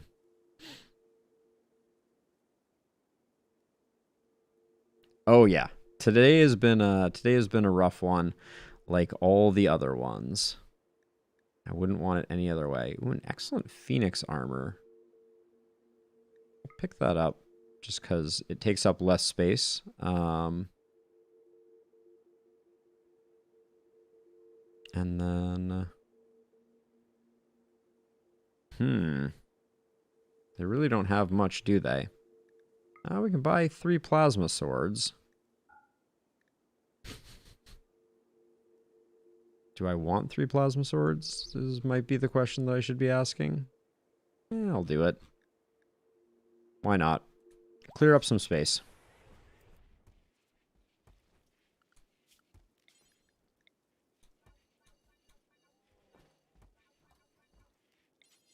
We've been having a lot of storage issues. We had a nasty infestation that landed right in the middle of things. Right in the middle of our storage room, that is. Oh, an Archotech Eye just laying around. That's nobody's favorite thing to see. Oh,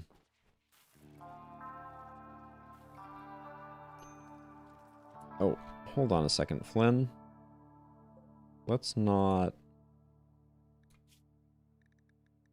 Which one of these is doing plasma? Yeah, let's turn that off. Okay, we have another weapon smelt that is doing plasma.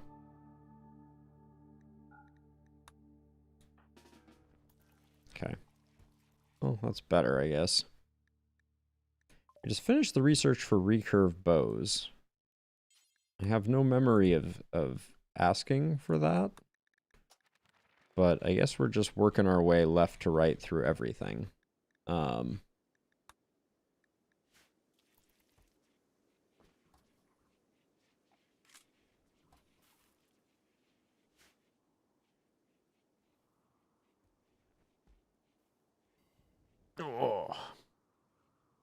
Yeah, I'm almost done for the night, Mion. I'm exhausted, but Pops is back in his own house as of earlier today, so that feels really good. That was a huge accomplishment for the day.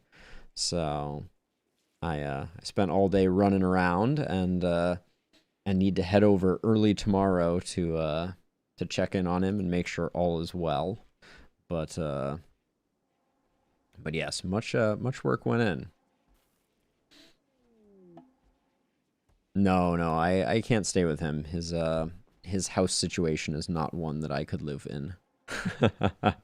So yeah, I'm in the Mother Potamai abode. But you know, Robbie, in terms of games that I'm looking forward to, there aren't a whole lot on my list. But I always have my eye peeled for new roguelites, strategy games, any and all of those types of things. Oh, we got a solar flare, so our colony is going to plunge into darkness. Well, except for the temple that is burning wood. Ooh, quest available, tribal database. Uh-oh, this is bad news. It looks like we may be ending the stream with a slaughter of a bunch of tribals. Sorry, tribals. Alright, the village is not far away. When people wake up, I think we'll go there and just do a bit of tribal slaughter. It sounds bad, but they really don't give you an option. So, to defend myself while everybody is having a good snooze. So, the quest text goes, you've learned of an ancient terminal that contains information about the Hex Crux, that is a relic that we want to find. However, the terminal is surrounded by a tribal village, and the locals venerate it. They aren't part of any major faction. They are willing to let you visit on the pretense of worshipping it, but they will attack if you touch it. You can attack the village from outside or enter peacefully and try to quickly escape with the data from the terminal. Beware if you spend over 10 hours in the village or build anything near it. The locals will attack and call reinforcements. So, we really don't have a choice. There's no easy way to do this because we have to hack the terminal and we have to touch the terminal to hack it. So, I think we're just going to grab these and we're just going to get our fighting squad in place. Bubor, Amboss, Elliot, Mule, Edie, Randy, Flynn, and Kenta. That's a pretty good crew. Let's get them all loaded in. We will launch and we will go take care of that and we'll be back before we know it.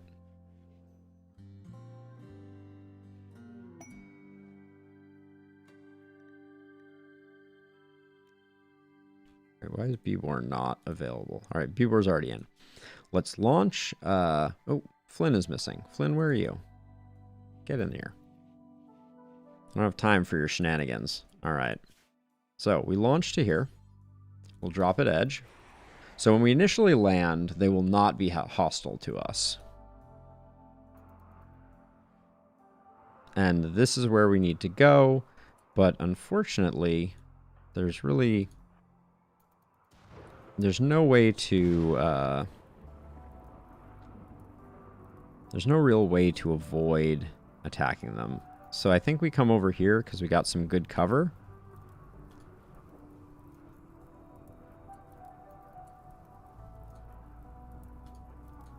And we'll put Bubor and Amboss out there. And then I'm just going to get our folks as protected as possible, which is a little hard.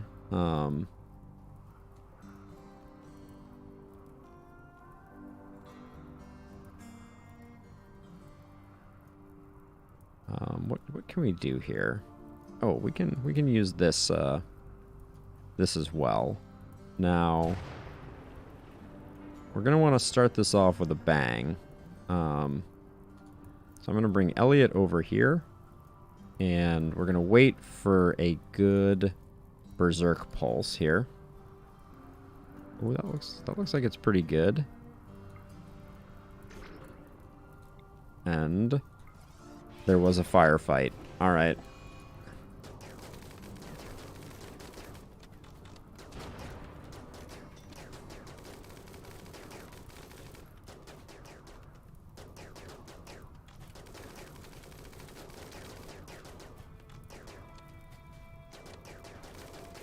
It's not really a fair fight, if we're going to be honest. Now,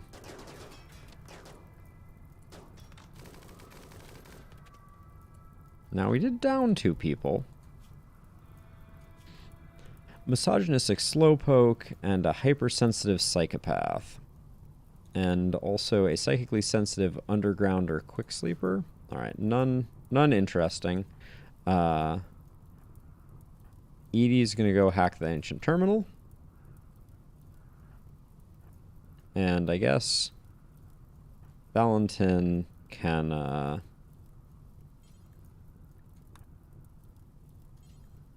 get happy by murdering some of these folks. Oh. Alright.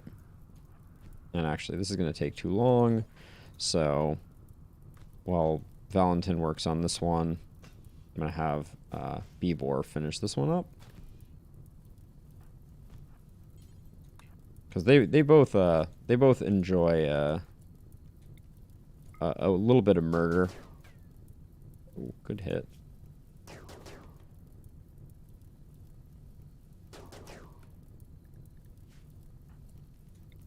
And Valentin is looking a little more glum, so I wanted to give him the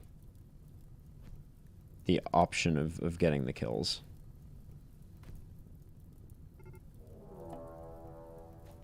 Oh. Uh-oh. I guess I should have fled more quickly.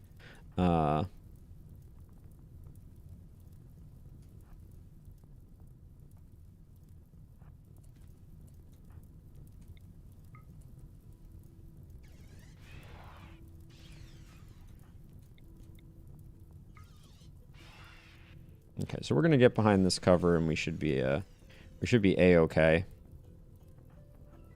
With Bibor and Ambas out front, they should absorb most of the fire, and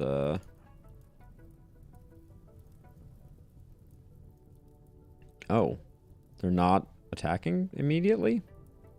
Okay, can we just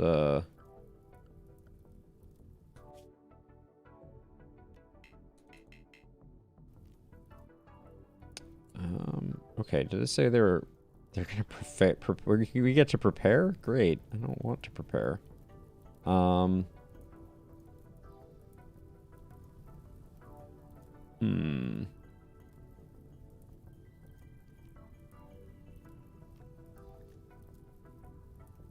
Maybe we can still far skip.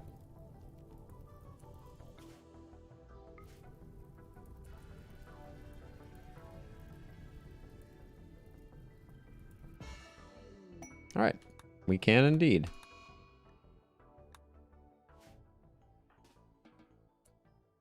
Alright, we're back.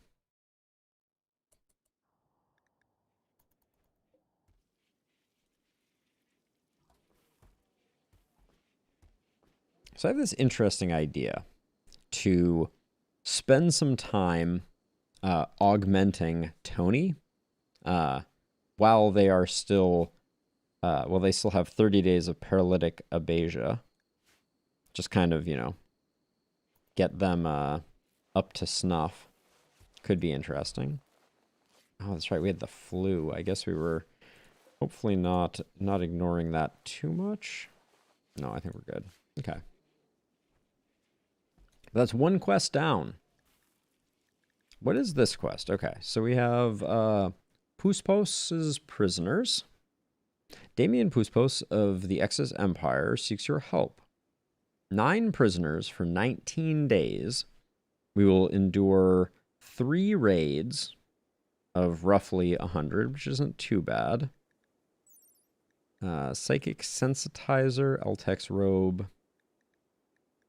The rewards just aren't quite there for this one.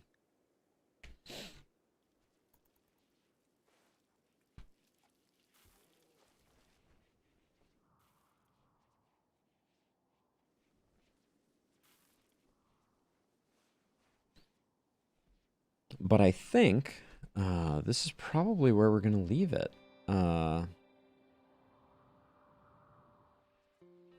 I will be back with more RimWorld soon. But yeah, I think that's it for tonight. I've stopped the recording, so no more. YouTube is now gone. It is only me and the Twitch folks. Thank you to everyone who swung by. Robbie, Meon, Stakes, Sasha, Fletch, sleeping. We had a great crew here today. It was really, really nice having everybody. So I'm gonna be back tomorrow.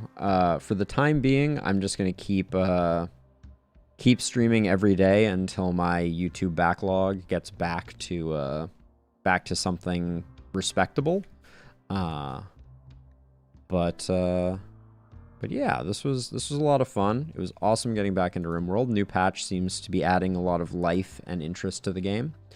And yeah, I'll be back tomorrow with Minecraft.